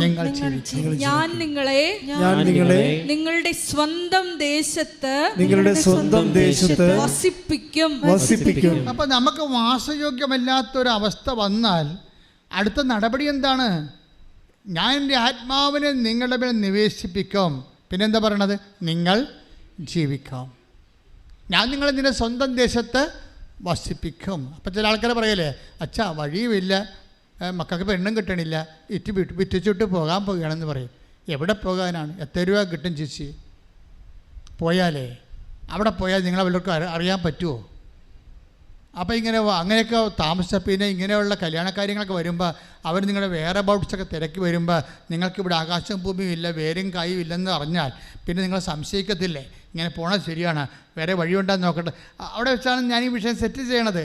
ഞാൻ പറഞ്ഞ കർത്താവ് ഇവരെ വിടരുത്, ഇവരിത് വിറ്റിച്ചിട്ട് വേറെ ഒരു സ്ഥലത്ത് പോയി വാടക ഒറ്റയ്ക്ക് താമസിച്ചപ്പോൾ ഞാൻ അവിടെ ഒരു ആലോചന വന്നു കഴിഞ്ഞാൽ ഇവർക്ക് ആകാശ ഭൂമിയും പാരമ്പര്യവും കുടുംബമൊന്നും ഇല്ലാത്ത ആൾക്കാരാണെന്ന് എങ്ങനെ ധരിച്ചു കഴിഞ്ഞാൽ അവർക്ക് അവിടെ നിലവാരത്തിൽ പെണ്ണ് കിട്ടത്തില്ല. അതുകൊണ്ടാണ് നിങ്ങൾ ജീവിക്കുമെന്ന് പറയണത്. ജീവിക്കുക എന്ന് വെച്ച് കഴിഞ്ഞാൽ മാന്യമായി ജീവിക്കുകയാണ്. ഞാൻ അങ്ങനെ എപ്പോഴെങ്കിലും ലൈഫ് ത്രെട്ടായി കഴിഞ്ഞാൽ പിന്നെ എന്താണ്? നിങ്ങൾ അപ്പം തന്നെ സ്പിരിച്വലായിട്ട് എംപവർ ചെയ്യണം. അതാണ് പറഞ്ഞത്. 37:14 ഭയങ്കര വചനമാണ്. എസെക്കിയേൽ എന്താണ്? ഞാൻ നിങ്ങളെ ഒന്ന് പറഞ്ഞേ. ഞാൻ എൻ്റെ ആത്മാവിനെ നിങ്ങളിലേക്ക് നിവേശിപ്പിക്കാം. നിങ്ങൾ ജീവിക്കാം. അപ്പൊ നമ്മളുടെ ജീവിതം കയ്യിൽ നിന്ന് വിട്ടുപോയി കഴിഞ്ഞാൽ ഉള്ള മാർഗം എന്താണ്? ആത്മാവിൽ നവീകരിക്കണമാണ്. വെരി വെരി സിമ്പിളാണ് സംഭവം. ആൻസമ്മ അങ്ങനെ ഒരാളാണ്. ആൻസമ്മ എന്താ ചെയ്യുന്നറിയാമോ? ഉടമ്പടി പ്രകാരം കൃത്യമായിട്ടാണ് ജീവിക്കുന്ന ആൾ. നിനക്കറിയാമല്ലോ, ഉടമ്പടി ഒരു പ്രാർത്ഥനാ രീതിയല്ല, ജീവിത രീതിയാണ്. അപ്പോൾ ഉടമ്പടി പ്രകാരം ജീവിച്ചിട്ട് ആൻസമ്മ പറഞ്ഞു, ഈ കിട്ടാത്ത വഴിയിലൂടെ ആൻസമ്മ എപ്പോഴും പോവും, എല്ലാ ദിവസവും. എങ്ങനെയാണെന്ന് അറിയുമോ? പച്ചത്തിരി കത്തിച്ചുകൊണ്ട് പോവും. പച്ചത്തിരി കത്തിച്ച് പ്രത്യക്ഷനും പ്രാർത്ഥനയും ചൊല്ലിക്കൊണ്ട് പോവും. എന്നിട്ട് ആൻസമ്മ പറയണത്, ഈ പച്ചത്തിരിൻ്റെ കയ്യിലെടുക്കുമ്പോൾ ഞാൻ പറയും, പ്രപഞ്ച പ്രകൃതിയുടെ മാതാവേ, കൃപാസനം മാതാവേ. കുളിർ കോരിപ്പോവും. ശ്രുതിക്കട്ടെ. ഹല്ലേലൂയ, ഹല്ലേലൂയ,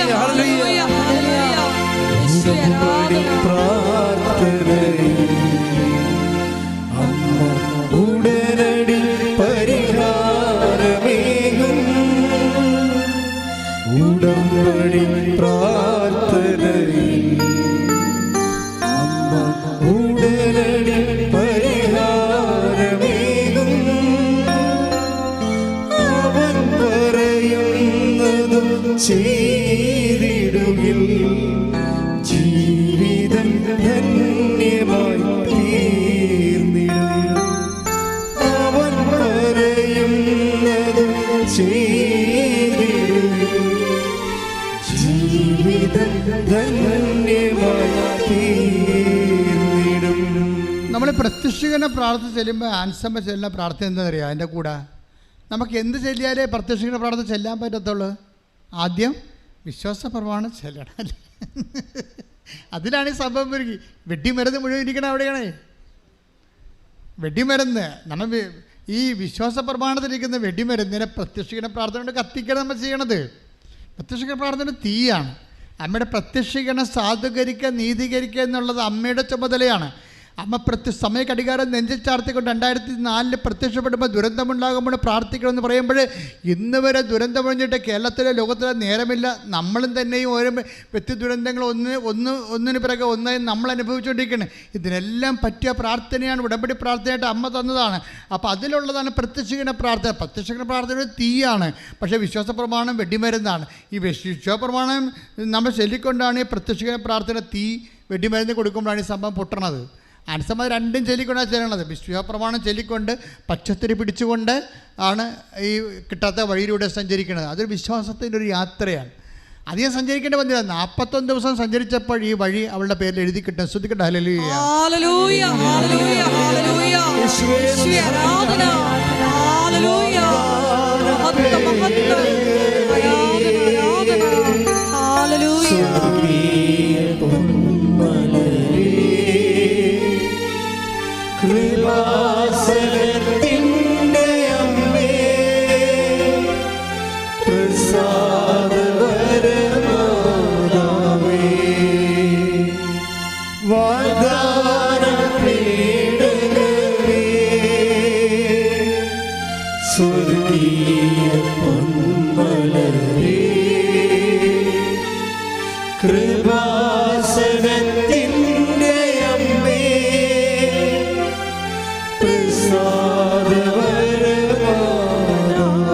പരിശുദ്ധ പരമ ദിവ്യകാരുണ്യത്തിന് ആരാധനയും സ്തുതിയും പുകഴ്ചയും ഉണ്ടായിരിക്കും. മക്കളെ ശ്രദ്ധിക്കുക, എസെക്കിയേൽ എന്താ നമ്മൾ വായിച്ചത്? എസെക്കിയേൽ എന്താ വായിക്കുക? എങ്ങനെയാണ് നമ്മൾ ജീവിക്കണത്? ജീവിതം കൈമോശം വന്നു പോയാൽ, പരീക്ഷ തോറ്റു, അല്ലെങ്കിൽ നമ്മൾക്ക് ഡീപ്രമോഷനായി, PR കിട്ടണില്ല, വസ്തു വിൽക്കാൻ പറ്റണില്ല, വസ്തു എടുക്കാൻ പറ്റണില്ല, വീട് സ്ഥലവുമില്ല, ഇങ്ങനെ ജീവിതം പോയാൽ എന്ത് ചെയ്യും? അതായത് അത് എസെക്കിയേൽ പറയണത് എന്താണ്?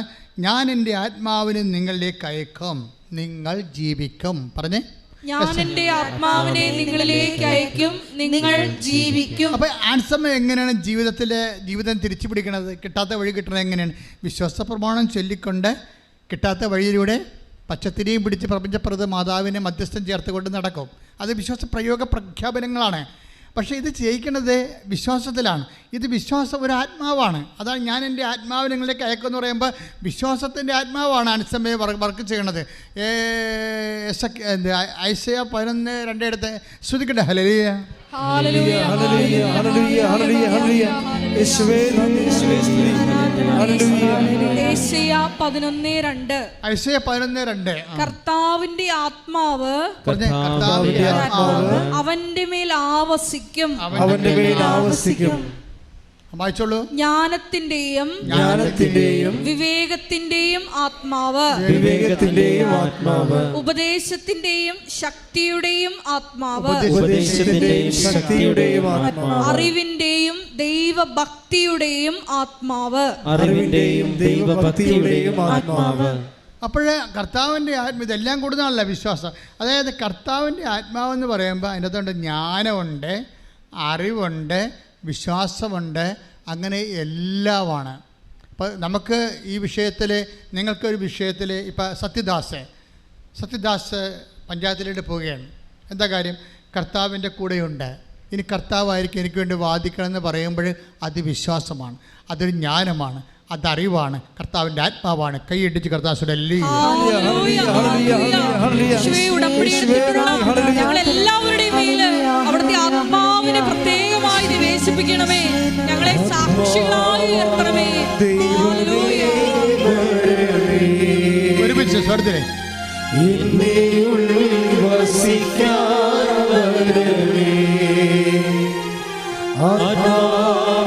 ദൈവമേ എന്റെ ഉള്ളിൽ വസിക്കാനേ, ദാഹിച്ചു നിന്നെ ഞാൻ തേടുന്നു, സ്വർഗം തുറന്നിറങ്ങി നീ വരണേ. ദാഹിച്ചു നിന്നെ ഞാൻ തേടുന്നു, സ്വർഗം തുറന്നിറങ്ങി നീ വരണേ. ദൈവമേ വരണേ, എന്റെ ഉള്ളിൽ വസിക്കാൻ വരണേ.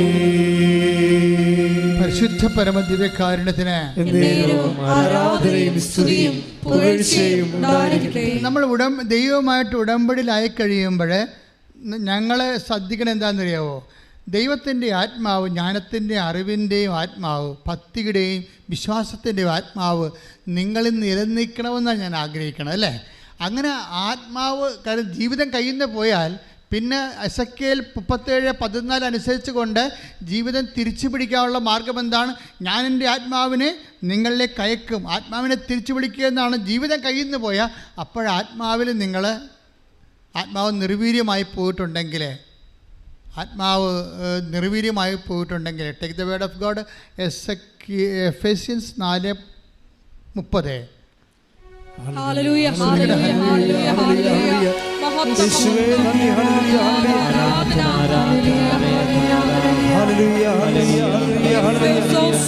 ഹല്ലേലൂയ, ഹല്ലേലൂയ. എഫേസ്യൻസ് 4:30. രക്ഷയുടെ ദിനത്തിനു വേണ്ടി നിങ്ങളെ മുദ്രിതരാക്കിയ ദൈവത്തിന്റെ പരിശുദ്ധാത്മാവിനെ വേദനിപ്പിക്കരുത്. അതാണ്. അപ്പം നമ്മൾ എപ്പോഴും ഇൻട്രോസ്പെക്ട് ചെയ്യേണ്ട ഒരു കാര്യമാണ്, എന്നിലുള്ള പരിശുദ്ധാത്മാവ് സാഡാണോ എന്ന് നോക്കണം. മനസ്സിലായില്ലേ? അങ്ങനെ വന്നാൽ ആത്മാവ് ഇറങ്ങിപ്പോവും, വർക്കിംഗ് കണ്ടീഷൻ ആകത്തില്ല. ആത്മാവ് സാഡാണെന്ന് നോക്കണം, ദുഃഖിപ്പിക്കരുത്. കാര്യം ആത്മാവ് ഒരു വ്യക്തി ആയതുകൊണ്ടാണ്. നമുക്കറിയാമല്ലോ നമ്മൾ ത്രിത്വിക ദൈവത്തിലാണ് വിശ്വസിക്കുന്നത്.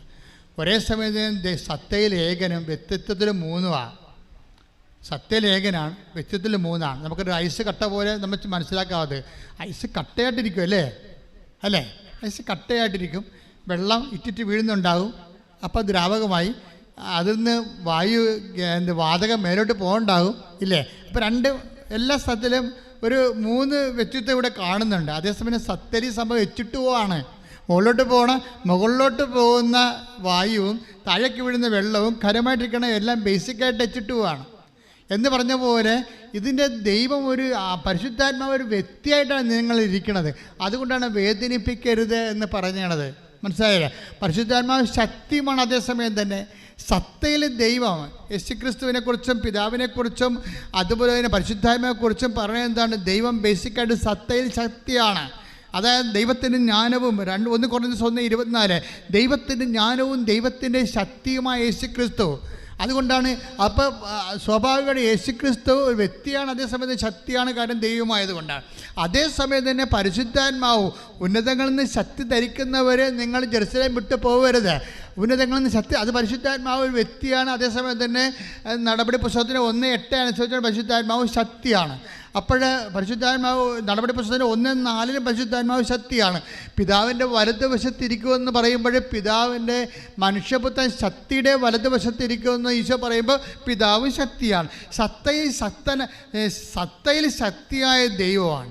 വ്യക്തിപരമായ പരിശുദ്ധാത്മാവിൽ നമ്മൾ വ്യക്തിയായി നമ്മൾ വസിക്കുമ്പോൾ സ്വാഭാവികമായിട്ട് ശക്തിയായതുകൊണ്ട് തന്നെ നിർവീര്യമാകാനുള്ള സാധ്യതയുണ്ട്.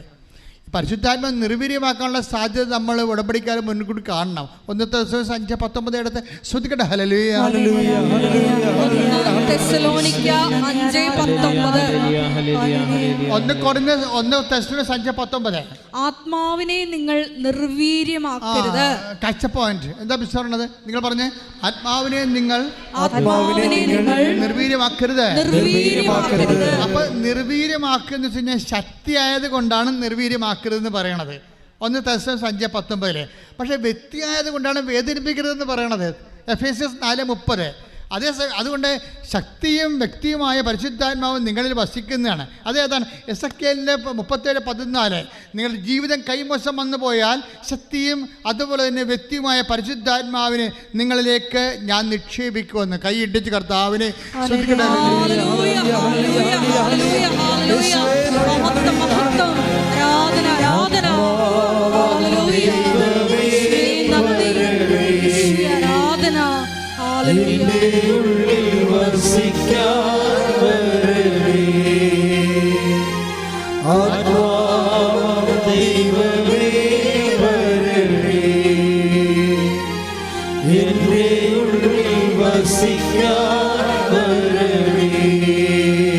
പരിശുദ്ധ പരമദിവ്യകാരുണ്യത്തിന് ആരാധനയും സ്തുതിയും പുകഴ്ചയും ഉണ്ടായിരിക്കട്ടെ. അപ്പോൾ പരിശുദ്ധാത്മാവ് ഒരേ സമയം തന്നെ വ്യക്തി ശക്തിയുമായതുകൊണ്ട് എന്തുകൊണ്ടാണ് പരിശുദ്ധാത്മാവിലേക്ക് ഇപ്പോൾ ടോക്ക് വരാൻ കാരണം എന്താണ്? എസെക്കിയേൽ 37:14 ജീവിതം കൈമോശം വന്നു പോയാൽ ഞാൻ എൻ്റെ ആത്മാവിനെ നിങ്ങളിലേക്ക് നിക്ഷേപിച്ചിട്ടാണ് ജീവിതം തിരിച്ചു പിടിക്കണത്. അപ്പോൾ ഉടമ്പടിയിലൂടെ നിങ്ങൾക്ക് ലഭിക്കുന്ന ജീവിതം തിരിച്ചു പിടിക്കലാണ്. അതിൽ നിങ്ങൾക്ക് അടിസ്ഥാനപരമായിട്ട് ദൈവം എന്താ ചെയ്യണത്? ഉടമ്പടി എടുക്കുക, നിങ്ങൾ പരിശുദ്ധാത്മാവ് നിങ്ങളിലേക്ക് നിക്ഷേപിക്കപ്പെടുകയാണ് ചെയ്യണത്. വ്യക്തി ശക്തിയുമായ ആത്മാവ് നിങ്ങളുടെ കൂടെ വസിക്കുകയാണ് ചെയ്യണത്. അപ്പോഴെന്താ സംഭവിക്കണത്? ഈ പരിശുദ്ധാത്മാവ് വേദനിക്കാതിരിക്കാനും നിർവീര്യമായി പരിശുദ്ധാത്മാവ് Ephesians 4:30 അനുസരിച്ച് വേദനിക്കാതിരിക്കാനും പരിശുദ്ധാത്മാവ് 1 Thessalonians 5:19 അനുസരിച്ച് നിർവീര്യമാകാതിരിക്കാനും നമ്മൾ എന്താണ് ചെയ്യേണ്ടത്? ഫിലിപ്പിയർ 2:14 ടേക്ക് ദ ബെഡ് ഓഫ് ഫിലിപ്പിയർ 2:14 ശ്രദ്ധിക്കട്ടെ.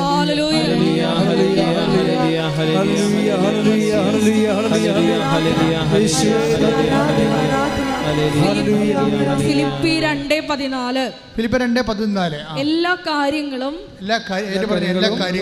മുറുമുറുപ്പും തർക്കവും കൂടാതെ ചെയ്യുവിൻ. അങ്ങനെ നിങ്ങൾ നിർദോഷരും നിഷ്കളങ്കരുമായി തീർന്ന്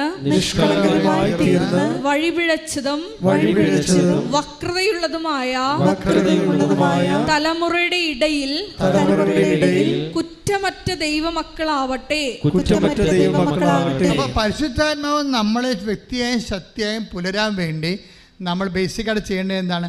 കുറ്റമറ്റ ദൈവമക്കളായിട്ട് കാര്യമില്ല. പിന്നെന്താണ്? കുറ്റമറ്റ ദൈവമക്കളെ. കുറ്റമറ്റ ദൈവമക്കളായാൽ മാത്രമേ ആത്മാവിന് പ്രവർത്തിക്കാൻ പറ്റും. ആത്മാവിന് നിങ്ങളെ നയിക്കണ്ടേ? ആത്മാവ് ഉണ്ടായാൽ മാത്രം പോരല്ല, ആത്മാവ് നിങ്ങളെ നയിക്കണ്ടേ? എന്താ പറഞ്ഞിരിക്കണത്? ഞാൻ നിങ്ങൾക്ക് മുമ്പേ എൻ്റെ ദൂതനെ അയക്കുമെന്ന് പറഞ്ഞാൽ അത് പരിശുദ്ധാത്മാവാകാം, പരിശുദ്ധ മാലാഖയുമാകാം. അപ്പം നമുക്ക് മുമ്പേ പോകാനും ഞാൻ നിങ്ങൾക്ക് ഇപ്പം നമ്മളെന്താ പറയണത്? ഞാൻ നിങ്ങൾക്ക് മുമ്പേ എന്ന് പറഞ്ഞാൽ പിതാവ് മാത്രമല്ല, പുത്രൻ മാത്രമല്ല, പരിശുദ്ധാത്മാവ് മാത്രമല്ല. അപ്പോൾ നിങ്ങൾക്ക് മുമ്പേ പോകുന്ന വ്യക്തിയും ശക്തിയും അതെന്താണ്? ഞാൻ നിങ്ങൾക്കൊന്നും ഇപ്പം ഞാൻ എന്തെങ്കിലും പ്രശ്നങ്ങളുണ്ടെന്ന് പറയുന്നവരില്ലേ ആൾക്കാർ? എൻ്റെ അടുത്ത് എന്നെ കാണാൻ വരുമ്പോൾ ആൾക്കാർ പറയുമല്ലോ, ഞങ്ങൾക്ക് അച്ഛാ ഭാഗവടമ്പടി നടക്കണില്ല, അല്ലെങ്കിൽ എനിക്ക് പൈസ ആൾക്കാർ വാങ്ങിച്ചുകൊണ്ട് പോയിട്ട് ജോലി തരാമെന്ന് പറഞ്ഞ് പൈസ വാങ്ങിച്ചു, എന്നിട്ട് തിരിച്ച് കിട്ടണില്ല, ഞാൻ ഒരുത്തനെ സഹായിച്ചു, ഇപ്പോഴവനത് തിരിച്ച് തരണില്ല എന്നൊക്കെ പറയുമ്പോൾ തിരിച്ച് എനിക്ക് എതിരെ കള്ളക്കേസ് വരെ കൊടുക്കുന്ന അവസ്ഥയിലാണ് ഇപ്പോൾ ഞാൻ വരണത്. അവൻ്റെ പിടിച്ച് നിൽപ്പിനെന്ന് പറയുമ്പോൾ ഞാൻ എന്താ ചെയ്യണത്? നിങ്ങൾക്ക് മുമ്പ് നിങ്ങളിനി അവൻ്റെ അടുത്ത് പോണ മുമ്പ് എന്താ ഐസയ 45:2 ഉണ്ട്. എന്താണ്? ഞാൻ നിങ്ങൾക്ക് മുമ്പേ പോവുകയും, അത് ദൈവത്തിൻ്റെ ആദ്യകാലം പോലെയുള്ള നടപടിക്രമങ്ങളാണ്. ഞാൻ നിങ്ങൾക്ക് മുമ്പേ പോവുകയും പിച്ചളവാതിലുകളെ തകർക്കുകയും ഇരുമ്പോടാമ്പൽ ഒടിക്കുകയും ചെയ്യുമെന്ന് കൈയടിച്ച് കർത്താവല്ലേ.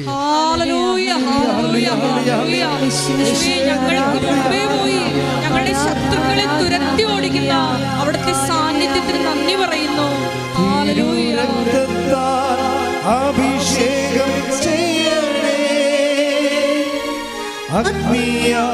പരിശുദ്ധി നൽകണേ, തിരുരക്തത്താൽ അഭിഷേകം ചെയ്യണേ, അഗ്നിയാൽ പരിശുദ്ധി നൽകണേ, ദൈവമേ വരണേ, എൻ്റെ ഉള്ളിൽ വസിക്കാൻ വരണേ. പരിശുദ്ധ പരമദിവ്യകാരുണ്യത്തിന് ആരാധനയും സ്തുതിയും പുകഴ്ചയും ഉണ്ടായിരിക്കട്ടെ. അപ്പം നിങ്ങൾ ഈ വചനമൊക്കെ ഇടയ്ക്കിടയ്ക്ക് വായിച്ചുകൊണ്ട് വേണം ഇങ്ങനെയുള്ള ആളുടെടുത്തൊക്കെ പോകാൻ. തടസ്സമാണ്, നടക്കത്തില്ല, ലോൺ തരത്തില്ല, നിങ്ങളുടെ മൂത്ത മകൻ്റെ ലോൺ കൊടുത്തിട്ടുണ്ട്, ആ വിദ്യാഭ്യാസ ലോൺ നിങ്ങൾ റീസെറ്റ് ചെയ്തിട്ടില്ല, അതിനുള്ള മകന് ലോൺ തരത്തില്ലെന്നൊക്കെ പറയുമ്പോഴേ എത്ര ഉടമ്പടി നിങ്ങൾ സാക്ഷ്യം കേൾക്കണില്ലേ? എത്ര പേരാണ്? ഒരു ബാങ്ക് തന്നില്ലെങ്കിൽ അവിടെ പിത്തളവാതിലാണെങ്കിൽ കർത്താവ് തകർത്തുകൊണ്ട് അടുത്ത വാതിലൂടെ കർത്താവ് നിനക്കത് തരും. നീ മനസ്സ് തിരിച്ചു പോകേണ്ട കാര്യമില്ല. എന്താണ് നമുക്ക് തന്നിരിക്കുന്ന വാഗ്ദാനമാണ്? ഞാൻ നിനക്ക് മുമ്പേ പോകും, പിത്തളവാതിൽ തകർക്കും, ഇരുമ്പോടാമ്പൽ ഒടിക്കും, മലകൾ നിരപ്പാക്കും. കൈയടിച്ച് കർത്താവല്ലേ.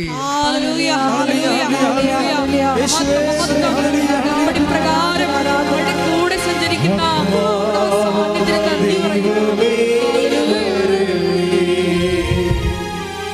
എൻ്റെ ഉള്ളിൽ വസിക്കാൻ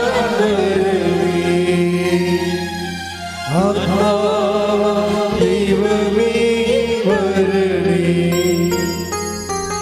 എൻ്റെ ഉള്ളിൽ വസിക്കാൻ വരണേ.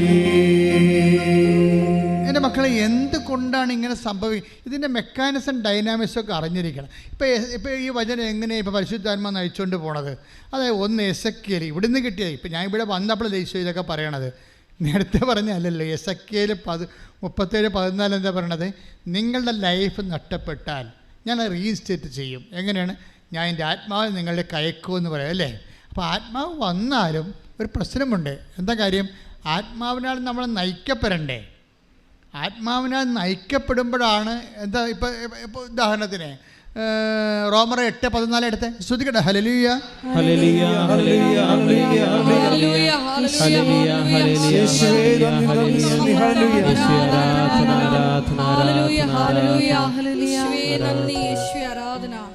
റോമർ 8:14 ദൈവാത്മാവിനാൽ നയിക്കപ്പെടുന്നവരെല്ലാം ഒന്ന് പറഞ്ഞേ. ദൈവാത്മാവിനാൽ നയിക്കപ്പെടുന്നവരെല്ലാം ദൈവത്തിന്റെ പുത്രന്മാരാണ്. ഇപ്പം പിടികിട്ടിയ? അതായത് പരിശുദ്ധാത്മാവ് വന്നാൽ മാത്രം പോരാ, നമ്മൾ നയിക്കപ്പെടണം. പരിശുദ്ധാത്മാവിനാൽ നമ്മളെ നയിക്കപ്പെടണം. അതെങ്ങനെയാണ്? ഇപ്പം ഞാൻ ഈ കുഞ്ഞുങ്ങളൊക്കെ വരികയല്ലേ, ഇപ്പോൾ ഈ IELTSകാരൊക്കെ വന്ന് പ്രാർത്ഥിക്കുമല്ലോ പരീക്ഷയ്ക്ക്. ഇപ്പം ഞാൻ അവിടെയൊക്കെ കൈവച്ച് തലയൊക്കെ കൈവച്ച് സൈത്തൊക്കെ പൂശി കൊടുക്കും. അവർക്ക് നെറ്റിക്ക് പൂശും, ഓർമ്മശക്തിക്ക് പൂശും, ഫോർഹെഡിന് പൂശും, എല്ലാ പ്രത്യേക പ്രാർത്ഥനയുണ്ട് അതിനെല്ലാം. അപ്പോൾ പ്രാർത്ഥിക്കുമ്പോൾ ഞാൻ പറയും, മക്കളെ അച്ഛൻ നിങ്ങൾ അങ്ഷം ചെയ്തിട്ടുണ്ട്, നിങ്ങളായിട്ട് ആത്മാവിൻ്റെ വീര്യം നഷ്ടപ്പെടുത്തരുത്. ഞാൻ പറയുന്നത് മക്കളെ ഇപ്പോൾ പരീക്ഷ വരെ എങ്കിലും നിങ്ങളത് കീപ്പ് ചെയ്യണം. അത് കഴിഞ്ഞ് കീപ്പ് ചെയ്യണം, പക്ഷെ അതല്ല ഇൻറ്റൻസീവായിട്ട് പരീക്ഷ വരെ ശ്രദ്ധിക്കണം. നിങ്ങൾ ചേട്ടന്മാരുമായിട്ട് അടിയുണ്ടാക്കാനൊന്നും പോരുതെന്ന് പറയും. ഇപ്പോൾ ഇപ്പോൾ അനിയത്തിയുമായിട്ട് അടി വെക്കുമല്ലേ ഇതിൽ. അപ്പം അങ്ങനെ പോയി കഴിഞ്ഞാൽ കുഴപ്പമെന്ന് വെച്ച് കഴിഞ്ഞാൽ പിന്നെ മത്സരമൊക്കെ വരത്തില്ലേ. ഇപ്പോൾ ഒരു ഇസ്തിരി ഇടണമെന്ന് വിചാരിച്ചോ, ചേർത്തിയോട് അമ്മ പറയും, എടി ആ ഷർട്ടൊന്ന് ഇസ്തിരി ഇട്ടാൽ അവനിപ്പോൾ വരും, അവനിപ്പോൾ സ്ഥലത്ത് പോകേണ്ടതാണെന്ന് പറയുമ്പോൾ ഇവൾ പഠിച്ചുകൊണ്ടിരിക്കത്തില്ലേ. അപ്പോൾ അവൾ പറയും, എനിക്ക് പറ്റത്തില്ല മമ്മി, അനിയത്തിയോട് ഞാനാണിത് കഴുകിയിട്ടത്, അവളവിടെ മൊബൈലിൽ കളിച്ചുകൊണ്ടിരിക്കുകയാണ്, അവളോട് പറയാൻ പറയും. അപ്പോൾ അവൾ പറയും, ഞാൻ വേറെ ജോലി ചെയ്തിട്ടുണ്ട്, അതുകൊണ്ട് ചേച്ചിയോട് പറയാൻ പറയും. ഇവർ തമ്മിൽ മത്സരമാകും. പക്ഷേ പ്രശ്നം എന്താണ്? ആത്മാവ് നിർവീര്യമാകും. അതുകൊണ്ടാണ് ഫിലിപ്പ് 2:14 എടുത്ത് ശ്രദ്ധിക്കട്ടെ.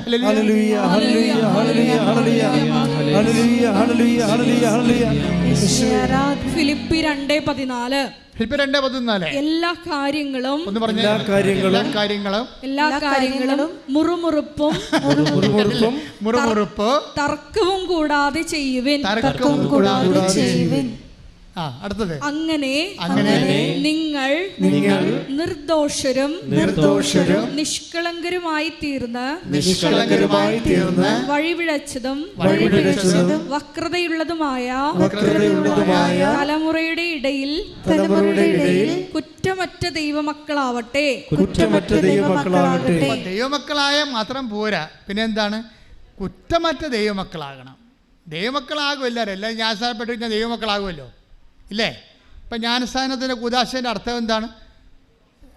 ഉത്ഭവദോഷം നീക്കി, കർമ്മദോഷമുണ്ട്, അത് നീക്കി നമ്മളെ ക്രൈസ്തവരും ദൈവത്തിൻ്റെ മക്കളുമാക്കി തീർക്കുന്ന കുദാശയാകുന്നു, അല്ലേ? അപ്പോൾ ദൈവത്തിൻ്റെ മക്കളാകും ജ്ഞാനസ്ഥാനപ്പെട്ട, പക്ഷെ കുറ്റമറ്റ ദൈവമക്കളാകണം. ഇവിടെയാണ് പ്രശ്നം. ജ്ഞാനസ്ഥാനം ചില സമയത്ത് ജീവിതത്തിൻ്റെ ചില വിഷയങ്ങൾ താങ്ങാത്തതിൻ്റെ കാരണം ജ്ഞാനസ്ഥാനപ്പെട്ടവരെ കുറ്റമത്തോടെയാണ് ജീവിക്കണമെന്നുണ്ടെങ്കിൽ പരിശുദ്ധാത്മാവിൻ്റെ ആനുകൂല്യം നമുക്ക് കിട്ടാതെ വരും. നമുക്ക് സബ്സിഡിയൊക്കെ അനുവദിച്ചിട്ടുണ്ട്, ഗ്രാൻറ്റ് ഉണ്ട്, സബ്സിഡിയും ഉണ്ട്. അപ്പോഴേ ഗ്രാൻറ്റ് സബ്സിഡി ചെയ്യുമ്പോൾ ചില ആൾക്കാർ ചെന്നുവെച്ചും സാറേ സബ്സിഡി കിട്ടിയില്ലല്ലോ എന്ന് പറയും. അപ്പോൾ അവർ തന്ന കാശ് എങ്ങനെ മുടക്കിയെന്ന് ചോദിക്കും. അവർ തന്ന കാശ് കൊണ്ട് പുട്ടടിച്ച് കാണും, അപ്പോൾ പിന്നെ സബ്സിഡി ഇല്ല. അതാണ് പ്രശ്നം വരുന്നത്. അതാണ് ഇതിൻ്റെ വരുന്ന വിഷയം. അതായത് ജ്ഞാനസ്ഥാനം തന്നെ നമ്മൾ പെടുമ്പോഴവർക്കുണ്ട കാര്യം വെച്ച് കഴിഞ്ഞാൽ അത് തന്നെ പരിശുദ്ധാത്മാവിനെ ജീവിതകാലം മുഴുവൻ ദുഃഖിപ്പിക്കാതെ ആത്മാവിൽ ജീവിക്കാൻ വേണ്ടിയാണ്. എന്താണ്? ജീവിതം കൈവിട്ടു പോയാൽ എന്താ ഇവിടെ പറഞ്ഞിരിക്കുന്നത്? വക്രതയാർന്നതും ദുഷ്ടമായുള്ള സമൂഹത്തിൽ ജീവിക്കുമ്പോൾ നീ അവിടെ നിഷ്കളങ്കമായൊരു മനസ്സ് സൂക്ഷിച്ചുകൊണ്ട് ആത്മാവിനെ ബലപ്പെടുത്താൻ പറഞ്ഞിരിക്കുകയാണ്. ആത്മാവിനെ ബലപ്പെടുത്തിയാൽ എന്താ ഗുണമെന്നറിയാവോ? എന്താ ഗുണം? പിന്നെ നമ്മളായിരിക്കില്ല. ഈശോ പറഞ്ഞിട്ടില്ലേ, ഞാൻ കുഞ്ഞുങ്ങളോട് പറയുമേ, മക്കളെ ഇമ്മീഡിയറ്റ് മെമ്മറി എന്നും പറഞ്ഞ സംഭവമുണ്ട്. ഇമ്മീഡിയറ്റ് മെമ്മറി നിങ്ങൾക്കുള്ളത് ലോക്കൽ മെമ്മറിയാണ്. നിങ്ങൾ പച്ച മഷി കൊണ്ട് വരച്ചും ചുവപ്പ് മഷി കൊണ്ട് വരച്ചും നക്ഷത്ര ചിഹ്നമൊക്കെ കിട്ടും പാഠപുസ്തകത്തിൽ ലോക്കൽ മെമ്മറി ഉണ്ടാക്കി. That is created memory. നമുക്ക് സയൻസ് സ്റ്റുഡൻസിന് ആവശ്യമുള്ളത്, ലാംഗ്വേജ് സ്റ്റുഡൻസിന് ആവശ്യമുള്ള അറ്റ് എ ടൈം മെമ്മറിയാണ്, ഇമ്മീഡിയറ്റ് മെമ്മറിയാണ്. ഇമ്മീഡിയറ്റ് മെമ്മറി എന്ന് പറഞ്ഞാൽ എന്താണ്? അത് ആ സമയത്ത് കിട്ടണം. നിങ്ങൾ പറയത്തില്ല പരീക്ഷയുടെ സമയത്ത് ആ മെമ്മറി പോയി. എങ്ങനെ മെമ്മറി പോണത്? അത് നിങ്ങൾ എന്തെങ്കിലും ഇമോഷണൽ കോഷിങ് ഉണ്ടാകുമ്പോൾ അത് പോകും. അല്ലെങ്കിൽ നിങ്ങൾ പോണ വണ്ടി വേറെ ഓട്ടോറിക്ഷ വെച്ചിട്ട് ഓട്ടോറിക്ഷക്കാരന്മാരെല്ലാം തന്തയ്ക്ക് വിളിക്കുമ്പോഴത്തേനും നിങ്ങൾ പഠിച്ചതെല്ലാം മറന്നു പോകും. ഇത് പ്രശ്നം അതാണ്. ഒരു കാഷ്വാലിറ്റി, ഞാൻ കാഷ്വാലിറ്റി വരെ ബ്ലോക്ക് ചെയ്താണ് നിങ്ങളെ പ്രാർത്ഥിച്ച് വിടുന്നത്. ഇൻ കേസ് നിങ്ങളുടെ ഇമ്മീഡിയറ്റ് മെമ്മറി നഷ്ടപ്പെട്ടു പോകാതിരിക്കാൻ വേണ്ടി അത് ബ്ലോക്ക് ചെയ്ത് പ്രൊട്ടക്റ്റ് ചെയ്താണ് പ്രേയർ ചെയ്യണത്. അതെല്ലാവർക്കും അങ്ങനെ ചെയ്യണത്. അപ്പോൾ ഇപ്പോൾ എന്ത് സംഭവിച്ചു കഴിഞ്ഞാൽ ആ 12 വർക്കൗട്ട് ചെയ്തേ. ലൂക്കായുടെ സുവിശേഷം 12:12 ശ്രദ്ധിക്കട്ടെ. ഹല്ലേലൂയ ഹല്ലേലൂയ ഹല്ലേലൂയ ഹല്ലേലൂയ ഹല്ലേലൂയ ഹല്ലേലൂയ ഹല്ലേലൂയ യേശുവേ നന്ദി. ഹല്ലേലൂയ ഹല്ലേലൂയ ഹല്ലേലൂയ. ലൂക്ക 12:12 എന്താണ് പറയേണ്ടതെന്ന് ആ സമയത്ത് പരിശുദ്ധാത്മാവ് നിങ്ങളെ പഠിപ്പിക്കും. അതാണ് ആ സമയം, at a time, on time, ലൈവായിട്ട് അത് നമ്മൾ, അതായത് ചില സമയത്ത് കോടതിയിലായാലും പോലീസ് സ്റ്റേഷനിലായാലും അതുപോലെ തന്നെ വേറെ എവിടെയായാലും ഈ അറ്റ് എ ടൈം മെമ്മറി എന്ന് പറയുന്നത് വിവേകവുമായി ബന്ധപ്പെട്ട സംഭവമാണ്. വിവേകം, വിജ്ഞാനം, ജ്ഞാനപരവുമായിട്ട് ബന്ധപ്പെട്ടതാണ്. ജ്ഞാനപരത്തിൽ നിന്നാണ് അറ്റ് എ ടൈം മെമ്മറി കിട്ടുന്നത്. ഇപ്പം മദർ തെരേസയുടെ തെണ്ടി നടക്കുകയായിരുന്നു ഒരേ സ്ഥലത്ത്, അല്ലെ? മക്കൾ കുറേയധികം ഭയങ്കര ഡിസേബിൾ ആയിട്ടുള്ള ആൾക്കാരുള്ള കാരണം മദർ അവർക്ക് വേണ്ടി ഭക്ഷണത്തിന് വേണ്ടി കൽക്കട്ടയുടെ തെരുവിൽ ആദ്യകാലങ്ങളൊക്കെ ഒരേ സമയത്ത് ഒരേ കടയിൽ പോയി തെണ്ടുമായിരുന്നു പാത്രം കാണിച്ച്. അപ്പോൾ ഉടനെ അവർ ചിലർ തുപ്പിയൊക്കെ ഇട്ടിട്ടുണ്ട്, നമ്മൾ ചരിത്രം വായിച്ചിട്ടുണ്ട്. അപ്പോൾ മദർ എന്താ പറയണത്? That's okay, this is for me, ഇനി എനിക്ക് എൻ്റെ മക്കൾക്കുള്ളത് തരാൻ പറയും. ഇത് എനിക്കുള്ളതാണ്, ഇനി എൻ്റെ മക്കൾക്കുള്ളത്. അത് അറ്റ് എ ടൈം മെമ്മറി എന്ന് പറയുന്നത് ജ്ഞാനപരവാ.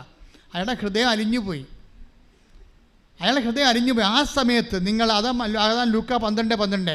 അതായത് നിങ്ങൾ എന്താണ് പറയേണ്ടതെന്ന് ആ സമയത്ത് അറിവ് തരും. അക്കരെ ആ മനുഷ്യൻ്റെ ഹൃദയം ഇളക്കാൻ വേണ്ടി, മലകളെ നിരപ്പാക്കാൻ വേണ്ടി, ഇരുമ്പോടാമ്പൾ ഒടിക്കാൻ വേണ്ടി, പിച്ചള തകർക്കാൻ വേണ്ടി ഞാൻ നിൻ്റെ കൂടെ വരുമെന്ന് പറയുമ്പോൾ ആത്മാവിൻ്റെ വരവാണത്, ജ്ഞാനപരത്തോടെ വരവാണത്, കൃപയിലുള്ള വരവാണത്. ആത്മാവിനെ നഷ്ടപ്പെടുത്തരുത്, നീരുവിരിയമാക്കണമെന്ന് ഈശോ പറഞ്ഞതിൻ്റെ അർത്ഥപ്രധാനം കൈയടിച്ച് കിടത്താൻ ശ്രദ്ധിക്കട്ടെ.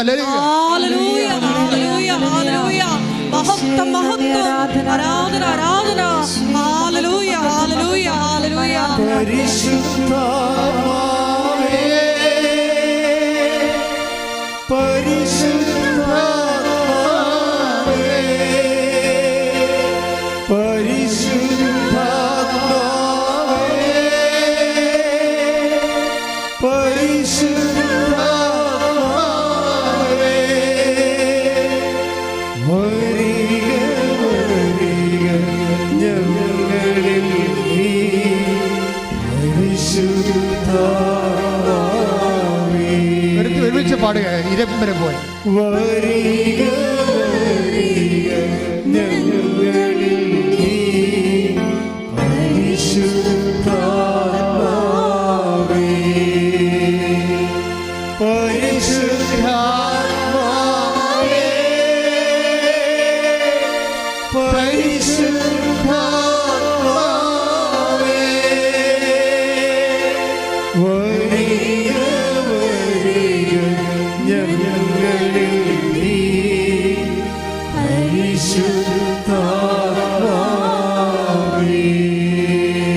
പരിശുദ്ധ പരമദിവ്യകാരുണ്യത്തിന് ആരാധനയും സ്തുതിയും പുകഴ്ചയും ഉണ്ടായിരിക്കും. അതുകൊണ്ട് ഇതിനെക്കുറിച്ചൊരു പ്രിക്കോഷൻ ഉണ്ടാണ് കേട്ടോ. കാര്യം ഉടമ്പടി ഇപ്പോൾ നമ്മൾ ആദ്യം പറഞ്ഞ എസെക്കിയേൽ 37:14 അനുസരിച്ച് കൊണ്ട് നമ്മുടെ ലൈഫ് കയ്യിൽ നിന്ന് വിട്ടുപോയാൽ അതിനെ റീസ്റ്റേറ്റ് ചെയ്യണത് എല്ലാം എന്താ ചെയ്യണത്? റീസെറ്റിൽ ചെയ്യണത് എല്ലാം എന്താണ്? പരിശുദ്ധാത്മാവാണ്. ഞാൻ നിന്നെ എൻ്റെ ആത്മാവ് നിങ്ങളെ കയക്കും. I will resettle you in your own soil. അതാണ് അവസാനം പറഞ്ഞിരിക്കുന്നത്. നിൻ്റെ സ്ഥലത്ത് തന്നെ, നിനക്ക് യുക്തമായ സ്ഥലത്ത്, നിൻ്റെ സ്ഥലത്തെന്ന് പറയുമ്പോൾ നിൻ്റെ അപ്പനിടയ്ക്ക് നിനക്ക് ഓഹരി കിട്ടിയ സ്ഥലമെന്നല്ല അർത്ഥം. നിൻ്റെ ജീവിതം പുലരാൻ ദൈവ പൈതലേ, നിനക്ക് അനുയോജ്യമായ സ്ഥലത്ത് നിന്നെ കർത്താവ് പുനഃസ്ഥാപിക്കും. കൈയടിച്ച് കർത്താവ്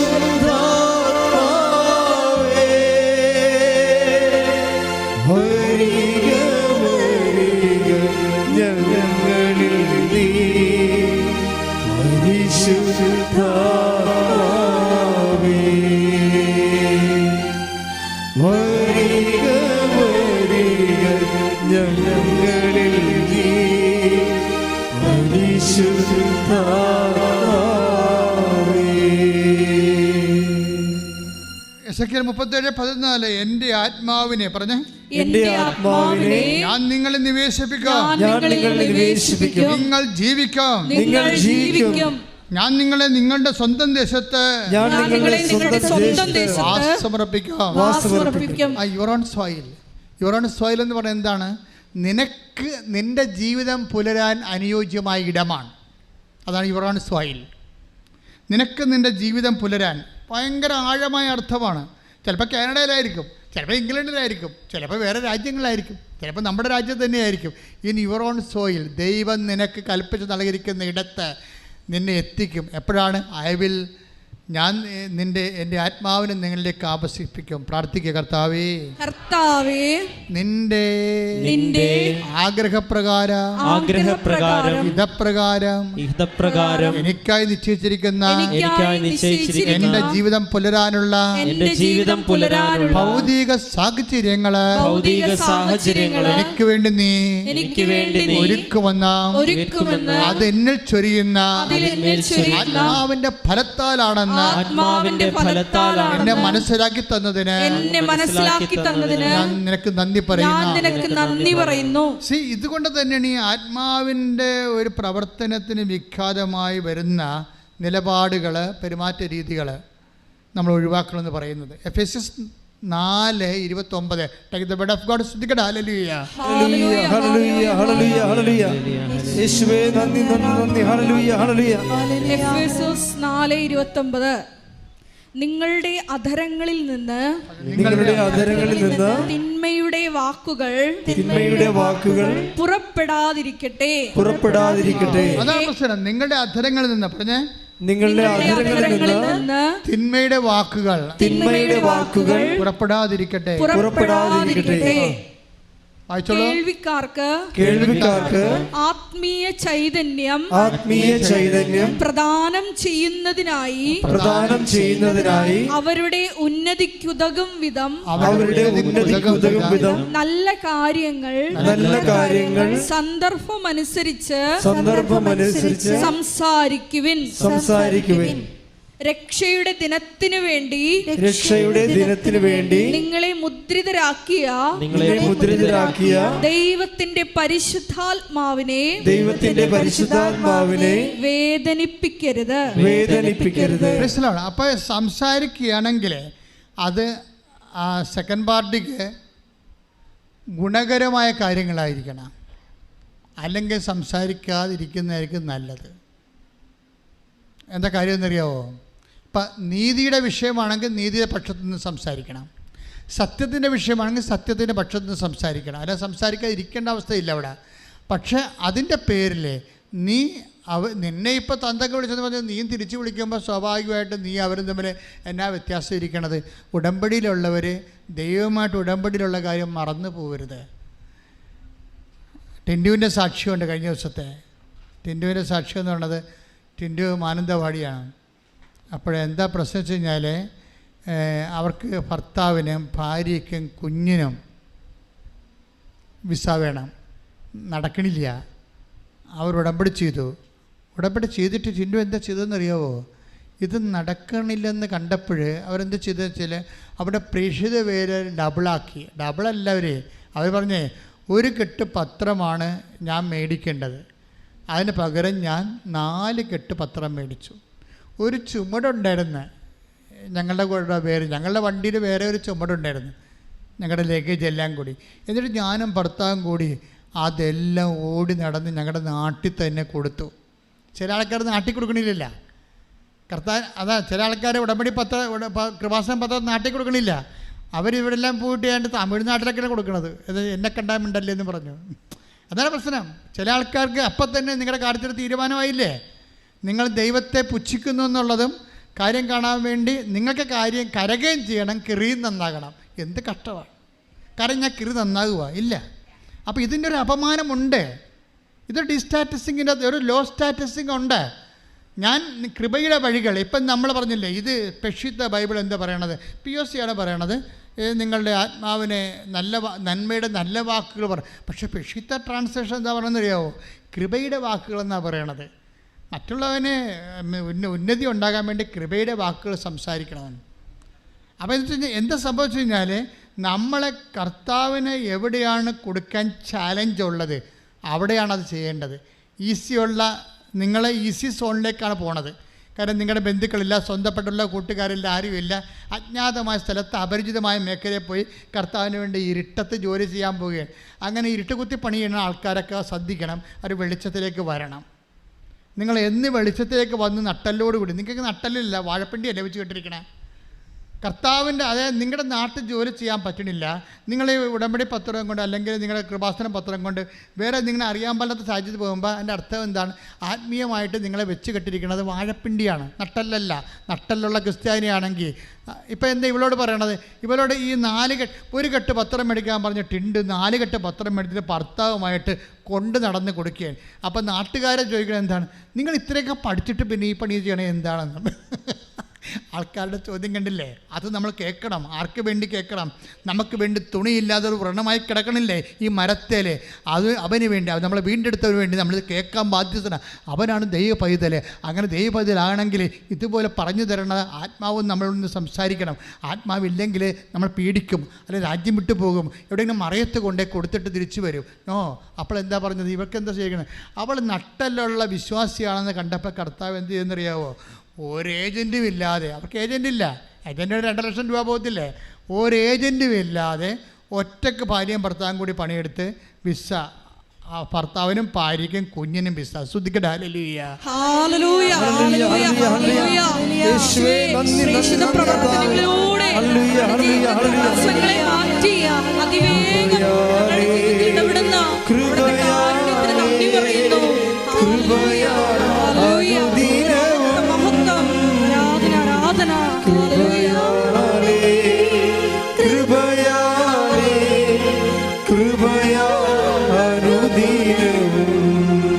പരിശുദ്ധ പരമദിവ്യകാരുണ്യത്തിന് ആരാധനയും സ്തുതിയും പുകഴ്ചയും ഉണ്ടായിരിക്കട്ടെ. നിങ്ങളെ കർത്താവിൻ്റെ ഈ എന്താണ് ഇത്, ഈ സായിപ്പിനെ കാണുമ്പോൾ കവാത്ത് മറക്കണം എന്ന് പറഞ്ഞ പോലെ, അതായത് നിങ്ങൾ സ്വന്തം നാട്ടുകാരെയൊക്കെ കണ്ടു കഴിയുമ്പോൾ ഉടനെ വിശ്വാസം മറക്കും. എന്നിട്ട് പിന്നെ അവിടേക്കൊന്ന് മുങ്ങിയിട്ട് വേറെ രാജ്യത്ത് പോയി നിങ്ങളെ പരിചയമുള്ള സ്ഥലത്ത് പോയി പ്രേക്ഷിത വരെ ചെയ്യും. ഇതൊരു നട്ടലില്ലായ്മയാണ് ശരിക്കും. നട്ടലിനോടുകൂടി കർത്താവിൻ്റെ തിരുസന്നിധി വന്നിട്ട് ഞാൻ വിശ്വാസിയാണ് എന്ന് ഏറ്റു പറയുന്ന സമയത്ത് വെച്ച് ദൈവം നിങ്ങളെ ഏറ്റെടുക്കും. കൈയിടിച്ച് കർത്താവ്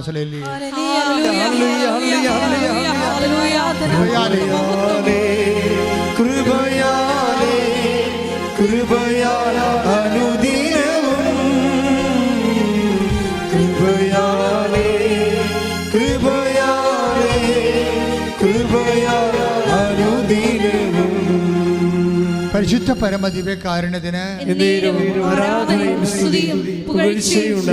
അപ്പോൾ അതിലൊരു ദൈവസ്നേഹമുണ്ട്. നമ്മൾ കർത്താവിന് വേണ്ടി എന്തെങ്കിലും ഒരു ക്ലേശം, ഒരു ആക്ഷേപം, അപമാനം ഏറ്റെടുക്കുമ്പോൾ എന്താ സംഭവിക്കണത്? നമുക്ക് വേണ്ടി അപമാനം ഏറ്റെടുക്കുന്നവൻ്റെ കൂടെ നമ്മൾ അവനോട് കൂടെ നമ്മൾ ഐക്യ രൂപപ്പെടുകയാണ് ചെയ്യണത്. കർത്താവിന് വേണ്ടി ഒരു ഈശ്വരനെ ഇപ്പം നിങ്ങൾ തന്നെ ഇവിടെ വന്നിരിക്കണത് എങ്ങനെയാണ്? ആരെങ്കിലും പത്രം തന്നു കാണും, അതാണ് സംഭവം. അപ്പോഴവർ നാനോ മണോ നോക്കാതെ കർത്താവിൻ്റെ ചെയ്തപ്പോഴാണ് നിങ്ങൾക്കത് കിട്ടിയതും നിങ്ങളിവിടെ വന്നതും. ഇനി സത്യദാസൻ്റെ ജീവിതം, ഒരു കാര്യം, ജീവിതം കൈവിട്ട് പോയാലേ ഒരു അവസാന വാക്കല്ല, അവസാന വാക്ക് കർത്താവിൻ്റെ വാക്കാണ്. ഞാൻ ഈ ദിവസങ്ങളിൽ വേറൊരു സാക്ഷ്യം കേട്ട്, അതായത് അനിഷ വടക്കാഞ്ചേരി, തൃശ്ശൂർ. അനിഷയുടെ വിഷയം എന്താണെന്നറിയാവോ? അനിഷ 4.5 കൊല്ലമായിട്ട് അനിഷയ്ക്ക് മക്കളില്ല. 4.5 കൊല്ലമായിട്ട് അനിഷയ്ക്ക് മക്കളില്ല. അപ്പോൾ എന്താ പ്രശ്നം? അവർക്ക് ഈ ഓട്ടോ ഇമ്മ്യൂൺ ഡിസീസ് ഉണ്ട്. ശരീരത്തിന് തിന്നുന്ന ഒരു തരം സംഭവമാണ്, മരുന്നില്ല അതിന്. അപ്പം അതിന് ജീവിതം, അത് കോശങ്ങൾ ദ്രവിക്കാതിരിക്കാനും കോശങ്ങൾ കോശത്തെ തിന്നാതിരിക്കാൻ വേണ്ടി ഒരു പ്രതിരോധ മരുന്നുണ്ട്. അതിങ്ങനെ കഴിച്ചു വരുമ്പോൾ പിന്നെ വേറൊരു ശരീരമായി മാറും. അപ്പോൾ അതുകൊണ്ട് ഇതിന് പ്രഗ്നൻ്റ് ആകാനൊന്നും പറ്റത്തില്ല. അപ്പോൾ ഡോക്ടർ പറഞ്ഞ് പ്രഗ്നൻ്റ് ആകാൻ പറ്റത്തില്ല, മരുന്ന് നിർത്തിയാൽ നീ മരിക്കും, മരുന്ന് നിർത്തിയില്ലെങ്കിൽ കൊച്ചു മരിക്കും. അപ്പോൾ അതുകൊണ്ട് പ്രഗ്നൻ്റ് ആകാൻ പറ്റത്തില്ലെന്ന് പറയും. അപ്പോൾ പ്രഗ്നൻ്റ് ആകാൻ പറ്റത്തില്ലെന്ന് മനുഷ്യർ പറയുമ്പോൾ അവരെന്താ ചെയ്യണത്? അവർ വന്നിട്ട് ഉടമ്പടി ചെയ്യും. ഉടമ്പടി ചെയ്യുമ്പോൾ എന്താണ്? അമ്മ ഇന്നിപ്പോൾ കേരളത്തിൽ ആരെയും ഇങ്ങനെ ഉമ്മാക്കി കാണിച്ച് പേടിപ്പിക്കാൻ പറ്റത്തില്ല. കേരളത്തിലുള്ളവർ വിശ്വാസമുള്ളവരാണ്. അതെന്താ പറയുക? അവർ പറയും ഞങ്ങൾ അമ്മയുടെ അടുത്ത് ഇത് കാണട്ടെ, അമ്മയെ കണ്ട് സംസാരിക്കട്ടെ എന്ന് പറയും. അപ്പോൾ എൻ്റെ അടുത്ത് ഇവിടെ വന്നു ഞാൻ പറഞ്ഞു, നീ ഒരു പണി ചെയ്യും, ഞാൻ മരുന്ന് നിർത്താൻ നിൽക്കണ്ട, അതൊന്നും പ്രശ്നമൊന്നുമില്ല, ഉടമ്പടിത്തേലും വയറ്റത്തേക്കാൻ പറയും. ഉടമ്പടിത്തേലും ആ സാക്ഷി നിങ്ങൾ കേൾക്കണം. അപ്പോഴെന്നെ സംഭവിച്ചിരിക്കണമെന്ന് വെച്ച് കഴിഞ്ഞാൽ ഇപ്പോഴവളെ ഇരട്ട പ്രസവിച്ചിരിക്കണം. ശ്രദ്ധിക്കട്ടെ. ഹല്ലേലൂയ, അതായത് അതാണ് ഞാൻ നിങ്ങൾ സാക്ഷി നിങ്ങൾ കേൾക്കണം. സാക്ഷ്യം കേട്ടിട്ട് അത് 2 കൊച്ചുങ്ങളായപ്പോൾ ഡോക്ടർ പറഞ്ഞു അത് സിസേറിയനാണെന്ന് പറഞ്ഞു. അപ്പോൾ അവൾ പറഞ്ഞു സിസേറിയൻ അല്ല, ഇത് സിസേറിയൻ അല്ല. എന്താ പറഞ്ഞാൽ അവളുടെ മാതാവ് ഉള്ളിൽ നിന്ന് പറയുന്നുണ്ട് സിസേറിയൻ അല്ല, 8ാം മാസത്തിൽ നീ 2 കുഞ്ഞുങ്ങളെയും പ്രസവിപ്പിക്കുമെന്ന് പറഞ്ഞു. 2 പേർ നോർമലായിട്ട്. ഈ മനുഷ്യന്മാരുടെ വിശ്വാസം പഴയ കാലത്തിനേക്കാൾ ശരിക്കും കൂടിയുണ്ട്. ഉടമ്പടിയുടെ ഒരു കാലം വന്നപ്പോൾ പണ്ടത്തെ ഇന്ന് നമ്മൾ ഓരോ സബ്ജക്റ്റ് വൈസ് വിശ്വാസം പ്രയോഗിക്കുകയല്ലേ ആൾക്കാർ. അതിന് കറസ്പോണ്ടിങ് വേർഡ് ഓഫ് ഗോഡ് എന്താ ആ വിഷയത്തിൽ ഉള്ള എന്താണെന്ന് നോക്കിയിട്ട് അത് ചെലുത്തുകയാണ്. അപ്പോൾ വിശ്വാസം പ്രയോഗിക്കുന്നൊരു കാലമാണിത്. ഇപ്പം നമ്മളെപ്പോഴും നമ്മൾ ശ്രദ്ധിക്കണം എന്താണ്, ഉടമ്പടിയുടെ മെയിൻ സംഭവം എന്താണ്?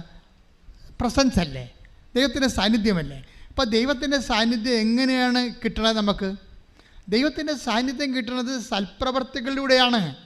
നീ സൽപ്രവൃത്തി ചെയ്യുമ്പോൾ ഓട്ടോമാറ്റിക്കായിട്ട് ദൈവത്തിൻ്റെ സാന്നിധ്യം എന്താ തോപിത്ത് എന്താ പറയണത്? 12 ശ്രദ്ധിക്കട്ടെ. ഹല്ലേലൂയ 12:13 തോബിത്ത് 12:13 ഭക്ഷണമേശയിൽ നിന്ന് എഴുന്നേറ്റ് ചെന്ന് പറഞ്ഞേ, ഭക്ഷണമേശയിൽ നിന്ന് എഴുന്നേറ്റ് ചെന്ന് മൃതദേഹം സംസ്കരിക്കാൻ മടിക്കാതിരുന്ന നിന്റെ സത്പ്രവൃത്തി എനിക്ക് അജ്ഞാതമായിരുന്നില്ല. ഞാൻ നിന്നോടൊപ്പം ഉണ്ടായിരുന്നു.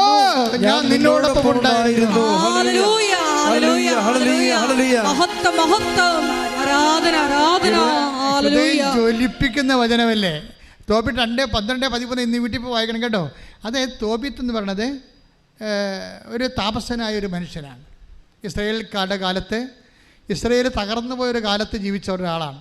അവരെല്ലാവരും ദേവാലയമൊക്കെ ഇടിച്ച് നിരത്തി എല്ലാവരും ഡിയാസ്പൊറയിൽ പോയി ഒളിച്ചോടിയൊക്കെ. ഇപ്പോൾ മണിപ്പൂരിൽ നിന്നൊക്കെ നമ്മുടെ ആൾക്കാർ പോകുന്നില്ലേ മണിപ്പൂരിൽ നിന്ന്. മണിപ്പൂരിലെ അബദ്ധത്തിൽ കേരള സഭയ്ക്ക് അബദ്ധം പറ്റുമെന്ന് ഞാൻ പറയത്തുള്ളൂ. എന്നുവെച്ചാൽ മണിപ്പൂർ ആദ്യമേ തന്നെ വിശ്വാസികളെ ടാർഗറ്റ് ചെയ്തുകൊണ്ട് അവിടെ ബോധപൂർവമായിട്ട് വർക്കുണ്ടായിരുന്നു. ആ സമയത്തൊക്കെ നമ്മൾ പറഞ്ഞത് വർഗീയ കലഹമാണെന്നൊക്കെ പറഞ്ഞുകൊണ്ട് നമ്മൾ യാഥാർത്ഥ്യങ്ങൾ അഭിമുഖീകരിക്കുന്നതിൽ പിന്തിരിഞ്ഞു നിന്ന് എന്തോ താല്പര്യത്തിൻ്റെ പേരിൽ എന്തോ ആയിക്കൊള്ളട്ടെ. ഇപ്പോഴും സത്യം മനസ്സിലായില്ലേ? വിശ്വാസികളെ തിരഞ്ഞു പിടിച്ചവരെ കൊല്ലുകയും അതേസമയം തന്നെ വംശഹത്യ നടത്തുകയും ചെയ്യുന്ന ഒരു ഇവാക്യുവേഷൻ നടപടിയാണ് നടക്കുന്നത്. അത് പലതരത്തിലുള്ള മറ്റ് രാജ്യങ്ങളിലൊക്കെ നടന്ന പോലെ, ഒരു കാലത്ത് സിറിയയിലൊക്കെ നടന്ന പോലെയുള്ളൊരു ഇവാക്യുവേഷൻ നടപടിയാണ് ഇന്ത്യയിൽ നടക്കുന്നത്.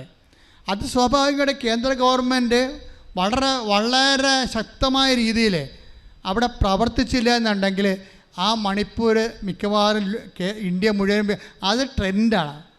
മണിപ്പൂർ ഒരു ട്രെൻഡാണ്. ഒരു വിശ്വാസ സമൂഹത്തെ തുടച്ചു നീക്കുക എന്നുള്ള ഒരു രഹസ്യ നിഗൂഢമായ അജണ്ടയുടെ ഒരു പരീക്ഷണശാലയാണത്. അവിടെ പ്രതിലോമ ശക്തികൾ വിജയിച്ചുകൊണ്ട് ഒരു വിശ്വാസ സമൂഹം തുടച്ചു നീക്കാൻ കഴിഞ്ഞാൽ ആ തുടച്ചു നീക്കൽ ഇന്ത്യ മുഴുവനും ഉണ്ടാകും. ഇതൊരു പ്രവചനമാണ്, നിങ്ങൾ കരുതിക്കോ. അതുകൊണ്ട് സഭ ഞാൻ കഴിഞ്ഞ ദിവസങ്ങളിൽ ബർത്ത്ഡേ വിഷ് ചെയ്യാൻ വേണ്ടി 2 പിതാക്കന്മാർ ഇവിടെ വന്നു. എൻ്റെ പിതാവും ജെയിംസ് ആനാവർമ്മ തിരുമേനിയും, അതുപോലെ തന്നെ കൊല്ലം പിതാവ് പോൾ മുല്ലശ്ശേരി പിതാവ്. അപ്പോൾ ഞാൻ പിതാക്കന്മാരോട് പറഞ്ഞു, പിതാക്കന്മാരെ, ആദിമസഭയുടെ കാലഘട്ടത്തിലേക്ക് നമ്മൾ തിരിച്ചു പോവുകയാണ്. നമ്മളുടെ ഏറ്റവും വലിയ നമ്മളുടെ ഇനിയുള്ള ജീവിതത്തിൽ നിലപാടെന്ന് വെച്ചാൽ ആദിമസഭ യാതൊരു കമ്മിറ്റ്മെൻറ്റും ഇല്ലാതെ ഒരു രഹസ്യ അജണ്ടയും ഒരു അടവ് നയവും ഒന്നുമില്ലാതെ ആത്മാവിൻ്റെ നയത്തിൽ പ്രവർത്തിച്ചതാണ്. ഇപ്പോൾ അടവ് നയത്തിലല്ലേ സഭ പ്രവർത്തിക്കണത്. പക്ഷേ ആത്മാവിൻ്റെ നയത്തിൽ പ്രവർത്തിച്ച ആദിമസഭ 10 വർഷം ജയിലിൽ കിടന്ന കാലത്ത് പ്രാർത്ഥിക്കുന്ന ഒരു സഭയുണ്ടായിരുന്നു. ആ പ്രാർത്ഥിക്കുന്ന സഭയാണ് സഭയുടെ കരുത്ത്. അല്ലാതെ സംഘടിത സഭയേക്കാൾ ഉപരി പ്രാർത്ഥിക്കുന്ന സഭയായിട്ട് സഭ കൺവേർട്ട് ചെയ്തില്ല എന്നുണ്ടെങ്കിൽ നമുക്ക് നിലനിൽപ്പില്ലാത്ത കാലമാണ് ഇവിടെ. നമ്മൾ രക്ഷിക്കാൻ ദൈവം മാത്രമാണെന്നുള്ളത് തിരിച്ചറിയേണ്ട അപ്പോസ്തലന്മാരാണെന്ന് ഞാൻ പിതാക്കന്മാരോട് കാഷ്വാലിറ്റി ആയിട്ട് പറഞ്ഞു. പക്ഷേ പിതാക്കന്മാർ സമ്മതിച്ചു. എന്താ കാര്യം? പ്രാർത്ഥിക്കേണ്ട സമയമാണ്. ഇത് ബിഷപ്പ് ഹൗസിലൊക്കെ ഉള്ള പ്രാർത്ഥനകളെക്കുറിച്ച് അവരെന്നോട് സംസാരിച്ചു. ഞാൻ നിങ്ങളോടും പറയുന്നു, നമ്മൾക്ക് ആരെയും കുറ്റം പറയേണ്ട കാര്യമില്ല. അപ്പോൾ കേന്ദ്ര ഗവൺമെൻറ് ആണെങ്കിൽ പോലും അവിടെ കറക്റ്റായിട്ട് ആൾക്കാർ പട്ടാളത്തിൽ നിയമിച്ചിട്ടുണ്ട്. എങ്കിലും അതേസമയം തന്നെ അവിടെ നരവേട്ട, വിശ്വാസവേട്ട നടക്കുകയും ചെയ്യുന്നുണ്ട്.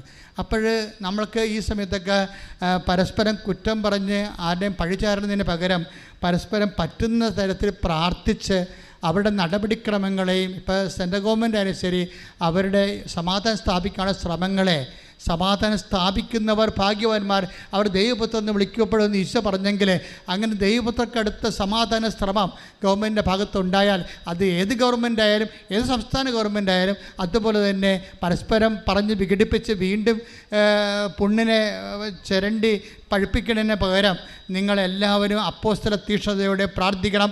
നമ്മളെ പരിശുദ്ധ അമ്മ ജീവനോടെ മധ്യസ്ഥം വഹിക്കുന്ന ഈ സമയത്ത്, അതുപോലെ തന്നെ പരിശുദ്ധ കുർബാന ജ്വലിച്ചു നിൽക്കുന്ന സമയത്ത് മണിപ്പൂറിന് വേണ്ടി എവിടെയെല്ലാം വിശ്വാസത്തിൽ എവിടെയെല്ലാം പ്രശ്നങ്ങളുണ്ടാകുന്നു, വിശ്വാസികൾ എവിടെയെല്ലാം പീഡിപ്പിക്കപ്പെടുന്നു, എവിടെയെല്ലാം രക്തസാക്ഷികളാകുന്നു, അവിടെയെല്ലാം കർത്താവിൻ്റെ കരുണ അപ്പോസ്തലന്മാരുടെ കാലഘട്ടത്തിൽ എന്നതുപോലെ പരിശുദ്ധാത്മാവിൻ്റെ കാലഘട്ടത്തിൽ എന്നതുപോലെ അപ്പോസ്തലൻ ഇപ്പോൾ കർത്താവെ ഞങ്ങളെല്ലാ സഭകളെയും, മണിപ്പൂരിലെ സഭയെയും നാട്ടിലെ സഭകളെയും അതുപോലെ തന്നെ ലോകം മുഴുവനുമുള്ള എല്ലാ സഭകളെയും കർത്താവെ സമർപ്പിച്ചുകൊണ്ട് കണ്ണുനീരോടെ പ്രാർത്ഥിക്കുന്ന കർത്താവെ, എവിടെയെല്ലാം വിശ്വാസികൾ പീഡിപ്പിക്കപ്പെടുന്നു, എവിടെയെല്ലാം വീടും കൂടി നഷ്ടപ്പെട്ടവർ ഓടേണ്ടി വരുന്നു, പാലായനം ചെയ്യപ്പെടുന്നു, എവിടെയെല്ലാം വേരുകൾ കർത്താവ് പറിച്ചറിയപ്പെടുന്നു, തൂത്തെറിയപ്പെടുന്നു, അവിടെയെല്ലാം കർത്താവിൻ്റെ കൃപ പരിശുദ്ധമായ യേശു ക്രിസ്തുവിൻ്റെ വിശുദ്ധമായ രക്തത്താൽ അവരെ വീണ്ടെടുത്തതുപോലെ അവരെ തിരഞ്ഞെടുക്കണമേ, സംരക്ഷിക്കണമേ, സൂക്ഷിക്കട്ടെ.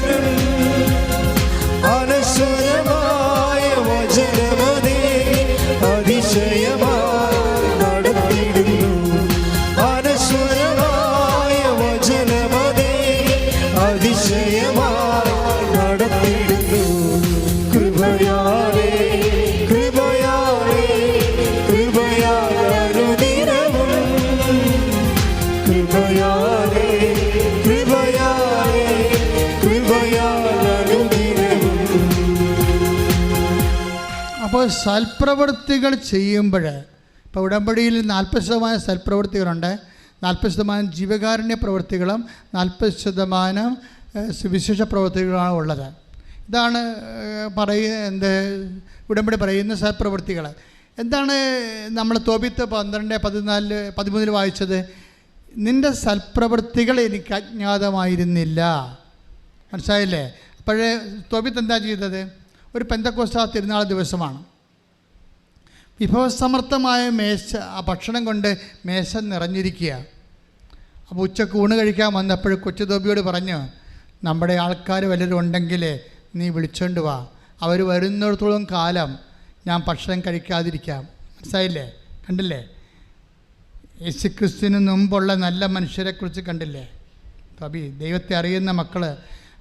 പെന്തക്കോസ്താ ദിവസമാണ്, യഹൂദൻ്റെ ഏറ്റവും ശക്തമായ ആഘോഷ ദിവസമാണ്.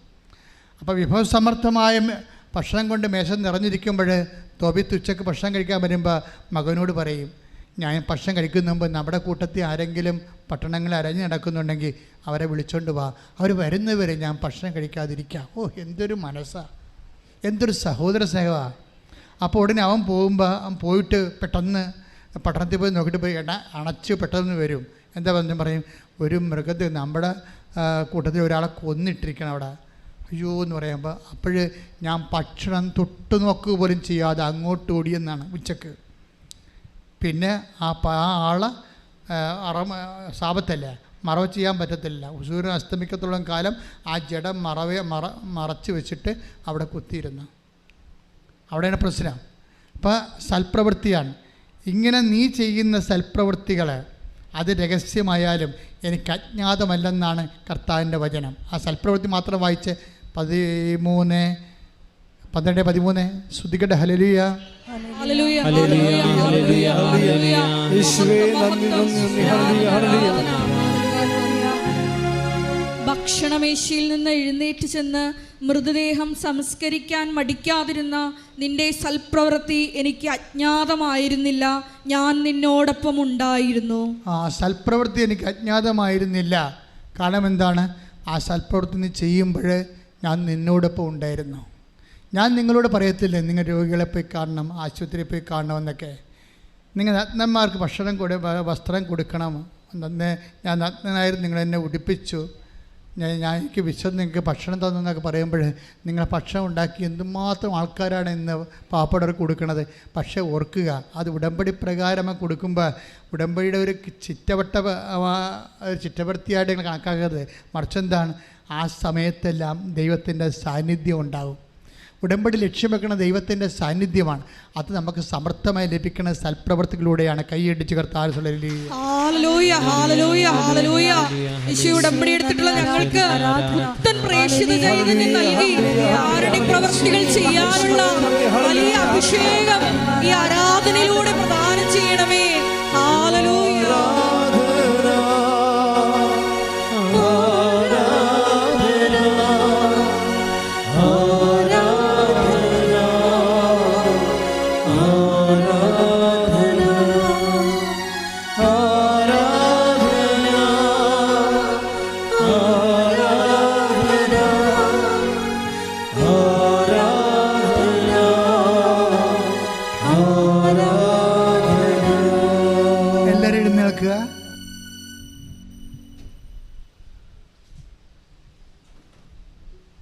എൻ്റെ പ്രിയപ്പെട്ടവരെ,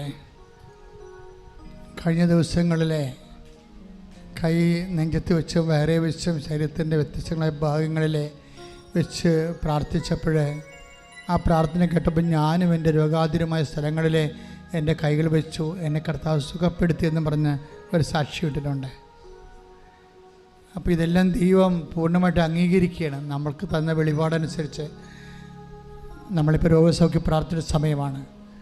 നിനക്ക് എവിടെയാണ് രോഗമുള്ളത്? ഈ ഓൺലൈനിൽ പ്രാർത്ഥന കേൾക്കുന്നവരും ഈ പ്രാർത്ഥന എപ്പോൾ കൂടിയാലും നിങ്ങൾ കൂടുന്ന സമയത്തൊക്കെ നിങ്ങൾക്ക് രോഗമുള്ളിടത്ത് കൈകൾ വെച്ച് പ്രാർത്ഥിക്കാവുന്നതാണ്.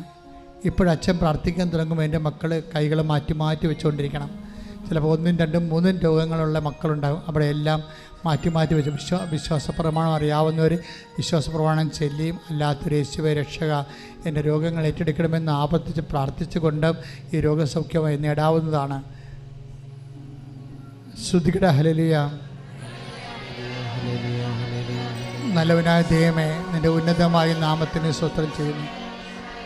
കർത്താവേ, നിൻ്റെ വിശുദ്ധ പൗരോഹിത്യത്തെ മഹത്വപ്പെടുത്തണമേ. കർത്താവേ, സഭയിലുള്ള സാന്നിധ്യം പ്രകടമാക്കണം.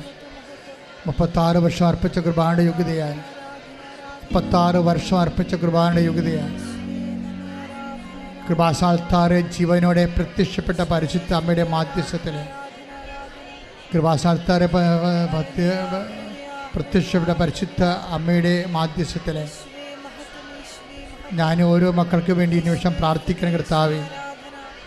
സിസ്റ്റ് രോഗികളെ മേൽ കൈവെക്കണമെന്ന് പ്രാർത്ഥിക്കുന്ന കർത്താവേ.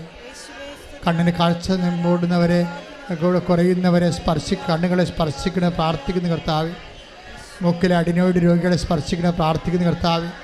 ക്യാൻസർ രോഗികളെ സ്പർശിക്കണം പ്രാർത്ഥിക്കുന്ന കർത്താവേ. നടുവെല്ല് എല്ല് വളരുന്നവരെ എല്ല് ഉന്തിയവരെ അവിടെയെല്ലാം സ്പർശിക്കണം കർത്താവേ. ശരീരത്തിൽ മുഴയുള്ളവരെ സ്പർശിക്കണമേ കർത്താവേ. വായു നാറ്റമുള്ളവരെയും വായു ശിഷ്ടമുള്ളവരെയും വായു ക്യാൻസറുള്ളവരെയും സ്പർശിക്കണ കർത്താവേ. ശ്വാസകോശ രോഗികളെ സ്പർശിക്കണ കർത്താവേ.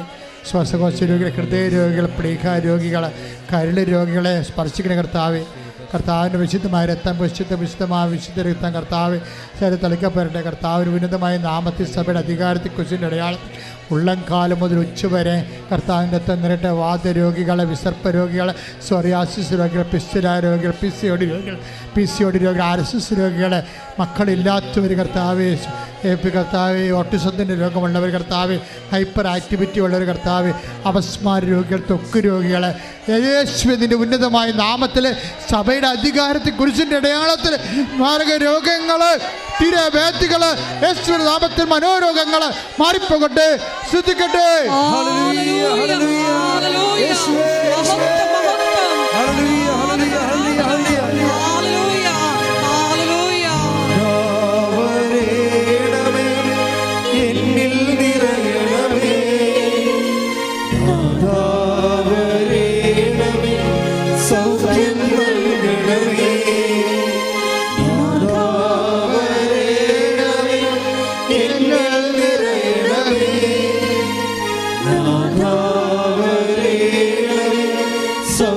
നൽകണമേ.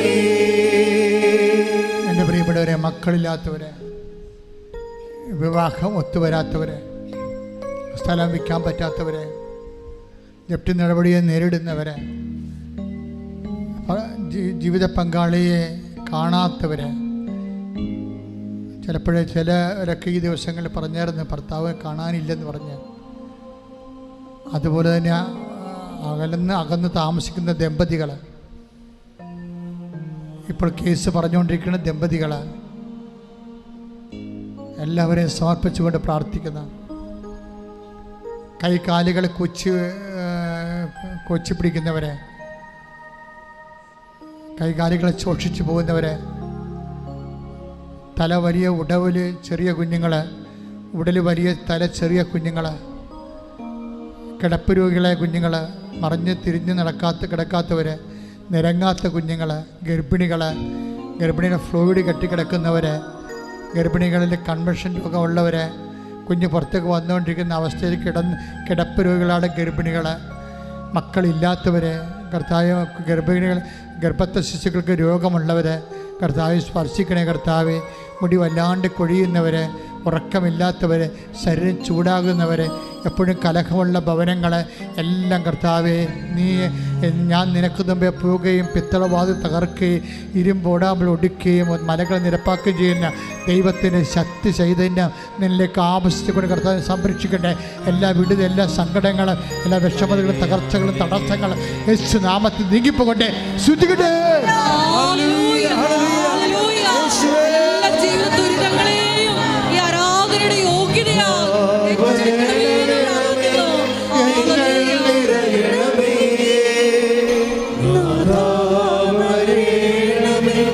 സൗഖ്യം നൽകണമേ. നാഥാവരേണമേ, എന്നിൽ നിറയണമേ. നാഥാവരേണമേ, സൗഖ്യം നൽകണമേ. എൻ്റെ പ്രിയപ്പെട്ട ഉദ്യമങ്ങളെ സമർപ്പിച്ച് പ്രാർത്ഥിക്കാം.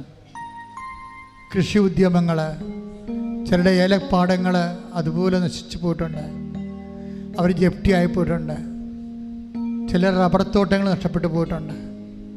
മശത്വത്തിലാണ് സഹോദരങ്ങൾ ബോട്ട് കയറ്റി വെച്ചിരിക്കുന്നു, അതിൻ്റെ പേരിൽ ഉണ്ടാകുന്ന പട്ടിണികൾ. അതേസമയം തന്നെ വള്ളംക്കാർ കടലിട്ട് ഇറങ്ങാൻ പോകുന്നു. ഈ ഒരു ചാകര മാത്രമാണ് അവരുടെ ഏക പ്രതീക്ഷ. ഓരോരോ സംരംഭങ്ങളും ഉദ്യമങ്ങളും തുടങ്ങാൻ പോകുന്നവരെ, വരുമാന മാർഗങ്ങളില്ലാതെ എങ്ങനെ ജീവിക്കുമെന്നറിയാൻ പാടില്ലാതെ ഓരോരോ ഉദ്യമങ്ങൾ ചെയ്യുന്നവരെ, ഇതെങ്കിലും രക്ഷപ്പെട്ടാൽ മതിയായിരുന്നെന്ന് പറഞ്ഞുകൊണ്ട് ഉള്ളതെല്ലാം ഒരുക്കി വിറ്റും തൂക്കി വിറ്റും പണയം വെച്ചുമൊക്കെ ഓരോ ജോലികൾ ചെയ്യുന്നവരെ, പൗൾട്രി ഫാം, പന്നി ഫാം അങ്ങനെയൊക്കെ തുടങ്ങിയിട്ട് ജനങ്ങളതുകൊണ്ട് ചെയ്യിക്കാത്തതിൻ്റെ പേരിൽ ചെയ്യാൻ പറ്റാതെ പലിശ കൂടി വരുന്നവർ, ഇങ്ങനെ പൊറുതിമുട്ടുന്ന മനുഷ്യർ, ഒരു പണിയും ചെയ്യാൻ പറ്റാത്ത രീതിയിൽ പൊറുതിമുട്ടുന്ന മനുഷ്യർ, അതുപോലെ മദ്യപാനത്തെ ആശ്രത കാരണം ഒരു പണിയിലും ലഹരി പദാർത്ഥങ്ങളുടെ ഉപയോഗം കാരണം ഒരു പണിയിലോ പ്രാർത്ഥനയിലോ പഠനങ്ങളിലോ ഒന്നും കോൺസെൻട്രേറ്റ് ചെയ്യാൻ പറ്റാത്ത കുടുംബങ്ങൾ, കുടുംബത്തിൻ്റെ ഭാവി ഇരുണ്ടായിരിക്കുന്ന അവസ്ഥകളിലെ പരിശുദ്ധ അമ്മ പൂർണ്ണമായി ഏറ്റെടുത്തുകൊണ്ട് യേശുവിൻ്റെ നാമത്തിൽ വിടുതൽ പ്രാപിക്കട്ടെ.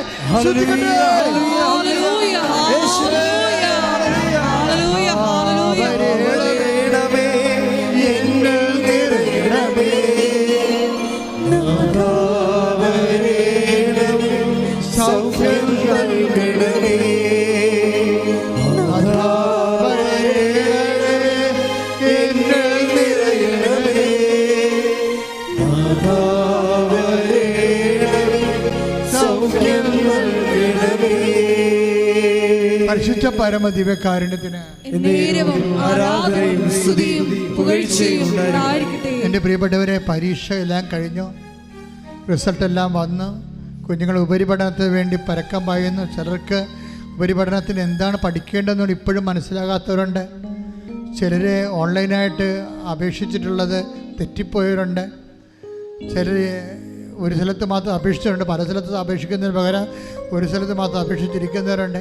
ഇങ്ങനെയെല്ലാം പലതരത്തിൽ വിഷമിക്കുന്നവർ, ചിലർ ഓഫർ ലെറ്റർ വന്ന് പൈസയും കൊടുത്ത് വിസ വന്നിട്ടില്ല. ചില ആൾക്ക് തിരിച്ചു പോയവർ തന്നെ അവർ യഥാർത്ഥത്തിൽ ജോലിക്ക് പ്രവേശിക്കാൻ കഴിഞ്ഞിട്ടില്ല. അവിടുത്തെ പരീക്ഷ എഴുതിക്കൊണ്ടിരിക്കുന്നവരും എഴുതാൻ പോകുന്നവരും അതിൻ്റെ റിസൾട്ട് പ്രതീക്ഷിക്കുന്നവർ, നാട്ടിൽ OIT IELTS MOHും ആദ്യം PSC ഒക്കെ എഴുതിയിരിക്കുന്നവർ, റിസൾട്ട് പ്രതീക്ഷിക്കുന്നവർ, ഇങ്ങനെ ഓരോരോ തരത്തിലും ബാങ്കിൽ അന്വേഷിച്ചിട്ട് പണം കിട്ടാതിരിക്കുന്നവർ, അടുത്ത കുഞ്ഞിനെ പഠിപ്പിക്കാൻ മാർഗമില്ലാതിരിക്കുന്നവർ, ഇവിടെ പോകുന്നുള്ള ജീവിതത്തിൻ്റെ മുന്നിൽ അന്താളിച്ചും പകച്ചും നിൽക്കുന്നവരെ പരിശുദ്ധാത്മ നിറയാൻ വേണ്ടി ഇടിമിന്നൽ പോലെ ശ്രദ്ധിക്കട്ടെ. ഹല്ലേലൂയ,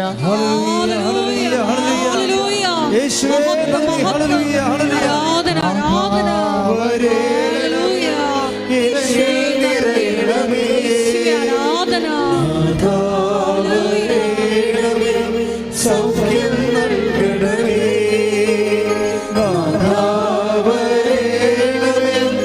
എന്നിൽ നിറയണമേ, സൗഖ്യം നൽകണമേ. സംസാരിക്കാത്ത കുഞ്ഞുങ്ങൾ, നടക്കാത്ത കുഞ്ഞുങ്ങൾ, സംസാരിക്കാത്ത വ്യക്തികൾ, മുതിർന്ന വ്യക്തികൾ, വിവാഹം ഒത്തുവരാത്തവർ, എല്ലാവരെയും സമർപ്പിച്ചുകൊണ്ട് പ്രാർത്ഥിക്കുന്നു. കടകമ്പോളങ്ങളും വ്യാപാരശാലകളിലും പണം മുടക്കിയിട്ട് പണം തിരിച്ചു കിട്ടാത്തവർ, കച്ചവടമില്ലാത്തവർ, കുടുംബ ചെലവ് കഴിയുന്നതിന് പോലും കടം മേടിച്ച് കഴിയുന്നവരുണ്ട്. എല്ലാവരെയും സമർപ്പിച്ച് പ്രാർത്ഥിക്കുന്നു. മക്കൾക്ക് പൈസ അങ്ങോട്ട് അയച്ചു കൊടുക്കുന്ന മാതാപിതാക്കന്മാരുണ്ട്, അവർക്ക് ജോലി ഇതുവരെ കിട്ടാത്തത് കാരണം. എല്ലാവരും സമർപ്പിച്ച് പ്രാർത്ഥിക്കേണ്ട സമയമാണ്. കോടതിയിൽ കേസ് കിടക്കുന്നവരുണ്ട്, കേസിന് പോകുന്നവരുണ്ട്, ഇതുവരെ കേസ് പിടിക്കാത്തവരുണ്ട്, ജഡ്ജ്മെൻറ്റ് പ്രതീക്ഷിക്കുന്നവരുണ്ട്. എല്ലാവരും സമർപ്പിച്ച് പ്രാർത്ഥിക്കുന്നു.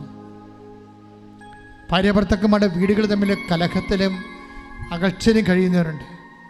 മക്കൾ പലതരത്തിലുള്ള സ്വഭാവങ്ങളിലും ശീലങ്ങളിലും ബന്ധനങ്ങളിലും അകപ്പെട്ടു പോയ മക്കളുണ്ട്.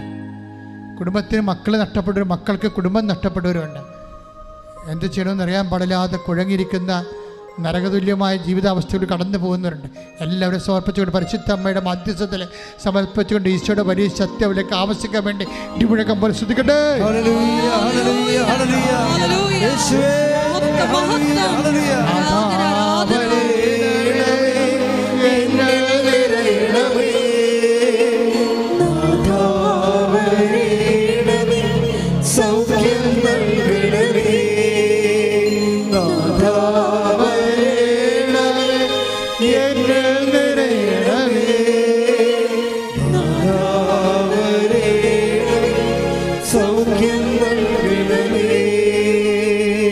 ഭയത്തിലും ഭീതിയിലും കഴിയുന്നവരുണ്ട്.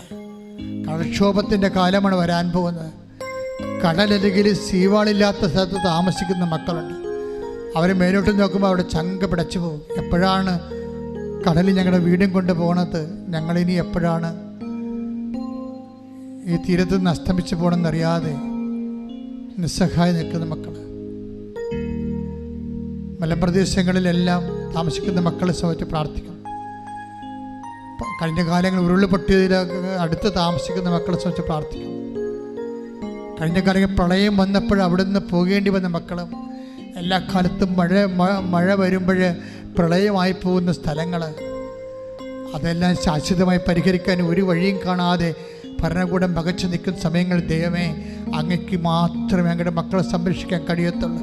കർത്താവെ, പ്രളയഭൂമി ജീവിക്കുന്ന, ഉരുൾപൊട്ടുന്ന ഭൂമി ജീവിക്കുന്ന, കടൽ കയറുന്ന ഭൂമി ജീവിക്കുന്ന, പ്രകൃതിയുടെ ദുരന്തങ്ങളിൽ ജീവിക്കുന്ന മക്കളെ നീ പൂർണ്ണമായി ഏറ്റെടുക്കണമേ. കണ്ണീരോടെ പ്രാർത്ഥിക്കുന്നു. ശ്രദ്ധിക്കട്ടെ.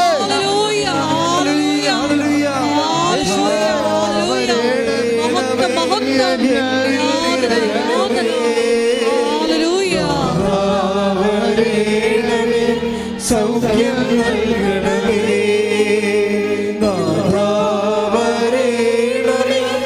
എന്നിൽ നിറയണമേ,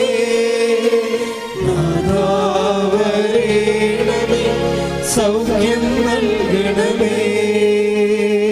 ഇന്നത്തെ ധ്യാനത്തിൻ്റെ ഏറ്റവും വലിയ വെളിപാടുകൾ ഒന്നായിരുന്നു, I will remain statue in your own soil. പുറപ്പാടിൻ്റെ എസെക്കിയേൽ 37:14, പുറപ്പാടിൻ്റെ 33:14, നിൻ്റെ മണ്ണിൽ ഞാൻ നിന്നെ നിക്ഷേപിക്കും. അപ്പോൾ ഇന്ന് പരിശുദ്ധാത്മാ പറഞ്ഞത്, നിൻ്റെ ജീവിതത്തിന് അനുകൂലമായ ജോലി, നിൻ്റെ ജീവിതത്തിന് ജീവിതം കരുപ്പിടിപ്പിക്കാൻ എസെക്കിയേൽ 37:14 പറഞ്ഞിരിക്കുന്നത് പോലെ നിന്റെ ജീവിതം കരിപിടിപ്പിക്കാൻ അനുയോജ്യമായ സ്ഥലത്ത് നിന്നെ ഞാൻ നിർത്തുമെന്ന്. കർത്താവ്, ഈ വാക്കുകളെല്ലാം ഞങ്ങളെ വിശ്വസിക്കുന്ന, ഈ വാഗ്ദാനങ്ങളെല്ലാം ഞങ്ങൾ ഏറ്റെടുക്കുന്നു. അതിനുവേണ്ടി സൽപ്രവൃത്തികൾ ചെയ്യുമ്പോൾ തോബിത്തിൻ്റെ 12:13 അനുസരിച്ചുകൊണ്ട് നിൻ്റെ സാന്നിധ്യം, നിൻ്റെ സൽപ്രവൃത്തികൾ എനിക്ക് അജ്ഞാതമായിരുന്നില്ല, ഞാനവിടെ ഉണ്ടായിരുന്നു പറഞ്ഞ കർത്താവ് സാന്നിധ്യം എല്ലാ മക്കളുടെ ജീവിതത്തിൽ കർത്താവെ അങ്ങനെ സാന്നിധ്യമായി നിറഞ്ഞു നിൽക്കണമേ. എല്ലാവർക്കും അവരുടെ ജീവിതത്തിൽ ആവശ്യമായ ഉപരി വിദ്യാഭ്യാസത്തിൻ്റെ അഡ്മിഷൻ കിട്ടാനും കർത്താവെ, ജോലി ലഭിക്കാനും പരിശുദ്ധമായ മധ്യസ്ഥത്തിൽ യേശുവിന്റെ നാമത്തിൽ സമർപ്പിച്ചുകൊണ്ട് സ്തുതിക്കട്ടെ. ഹല്ലേലൂയ, ഹല്ലേലൂയ. വരേണമേ, എന്നിൽ നിറയണമേ. നാഥാ വരേണമേ, സൗഖ്യം നൽകണമേ. നാഥാ വരേണമേ, എന്നിൽ നിറയണമേ. നാഥാ വരേണമേ, സൗഖ്യം നൽകണമേ. നിൽക്കുക മക്കളെ. മൗനമായി എന്തെങ്കിലും വിഷയം അച്ഛൻ വിട്ടുപോയിട്ടുണ്ടെങ്കിൽ ഇപ്പോഴ് അമ്മ നിങ്ങൾക്ക് വേണ്ടി മധ്യസ്ഥം വയ്ക്കുന്ന സമയത്ത്, ദിവ്യകുമാരൻ്റെ മുന്നിലായിരിക്കുന്ന സമയത്ത് ഇപ്പോഴും ഓർക്കുക. അച്ഛൻ അത് പ്രാർത്ഥിച്ച പോലെ തന്നെ ഇപ്പം നിങ്ങൾക്കും പ്രാർത്ഥിച്ച ഈശോ നിങ്ങളെ സഹായിക്കുക. എന്തെങ്കിലും അച്ഛൻ വിട്ടുപോയിട്ടുണ്ടെങ്കിൽ,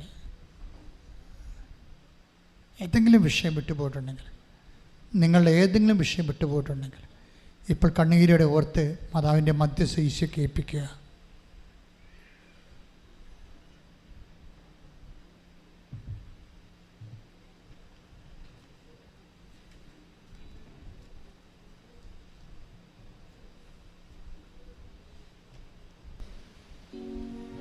ഒരിക്കൽ കൂടി മരിയൻ ഉടമ്പടിയിൽ സമർപ്പിച്ചിരിക്കുന്ന വിഷയങ്ങളും ജീവിതത്തെ നൊമ്പരപ്പെടുത്തുന്ന വിഷയങ്ങളും പരിശുദ്ധ അമ്മയുടെ മധ്യസ്ഥയിൽ ദിവ്യകാരുണ്യ സന്നിധിയിൽ സമർപ്പിച്ചുകൊണ്ട് പ്രത്യക്ഷീകരണത്തിൻ്റെ സാക്ഷികളായി ഞങ്ങളെയും ഞങ്ങളുടെ കുടുംബത്തെയും ഉയർത്തണമേ എന്ന് പ്രാർത്ഥിച്ചുകൊണ്ട് ശിരസ് നമിച്ച് നമുക്ക് ദിവ്യകാരുണ്യനാഥൻ്റെ ആശീർവാദം സ്വീകരിക്കാം.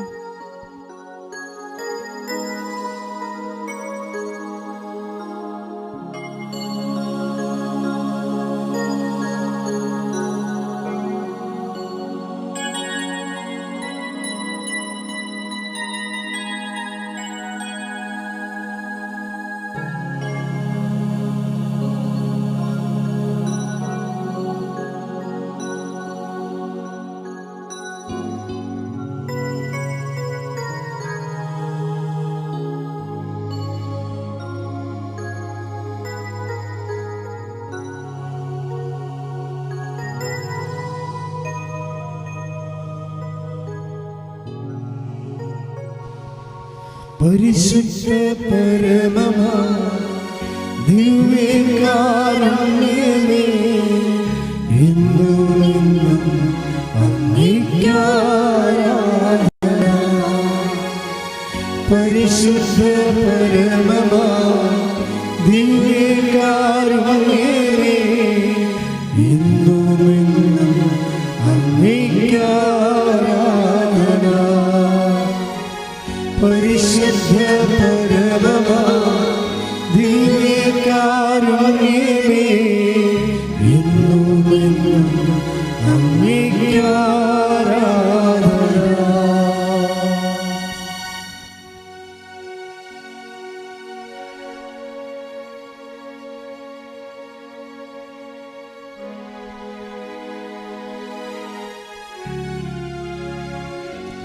ആമേൻ.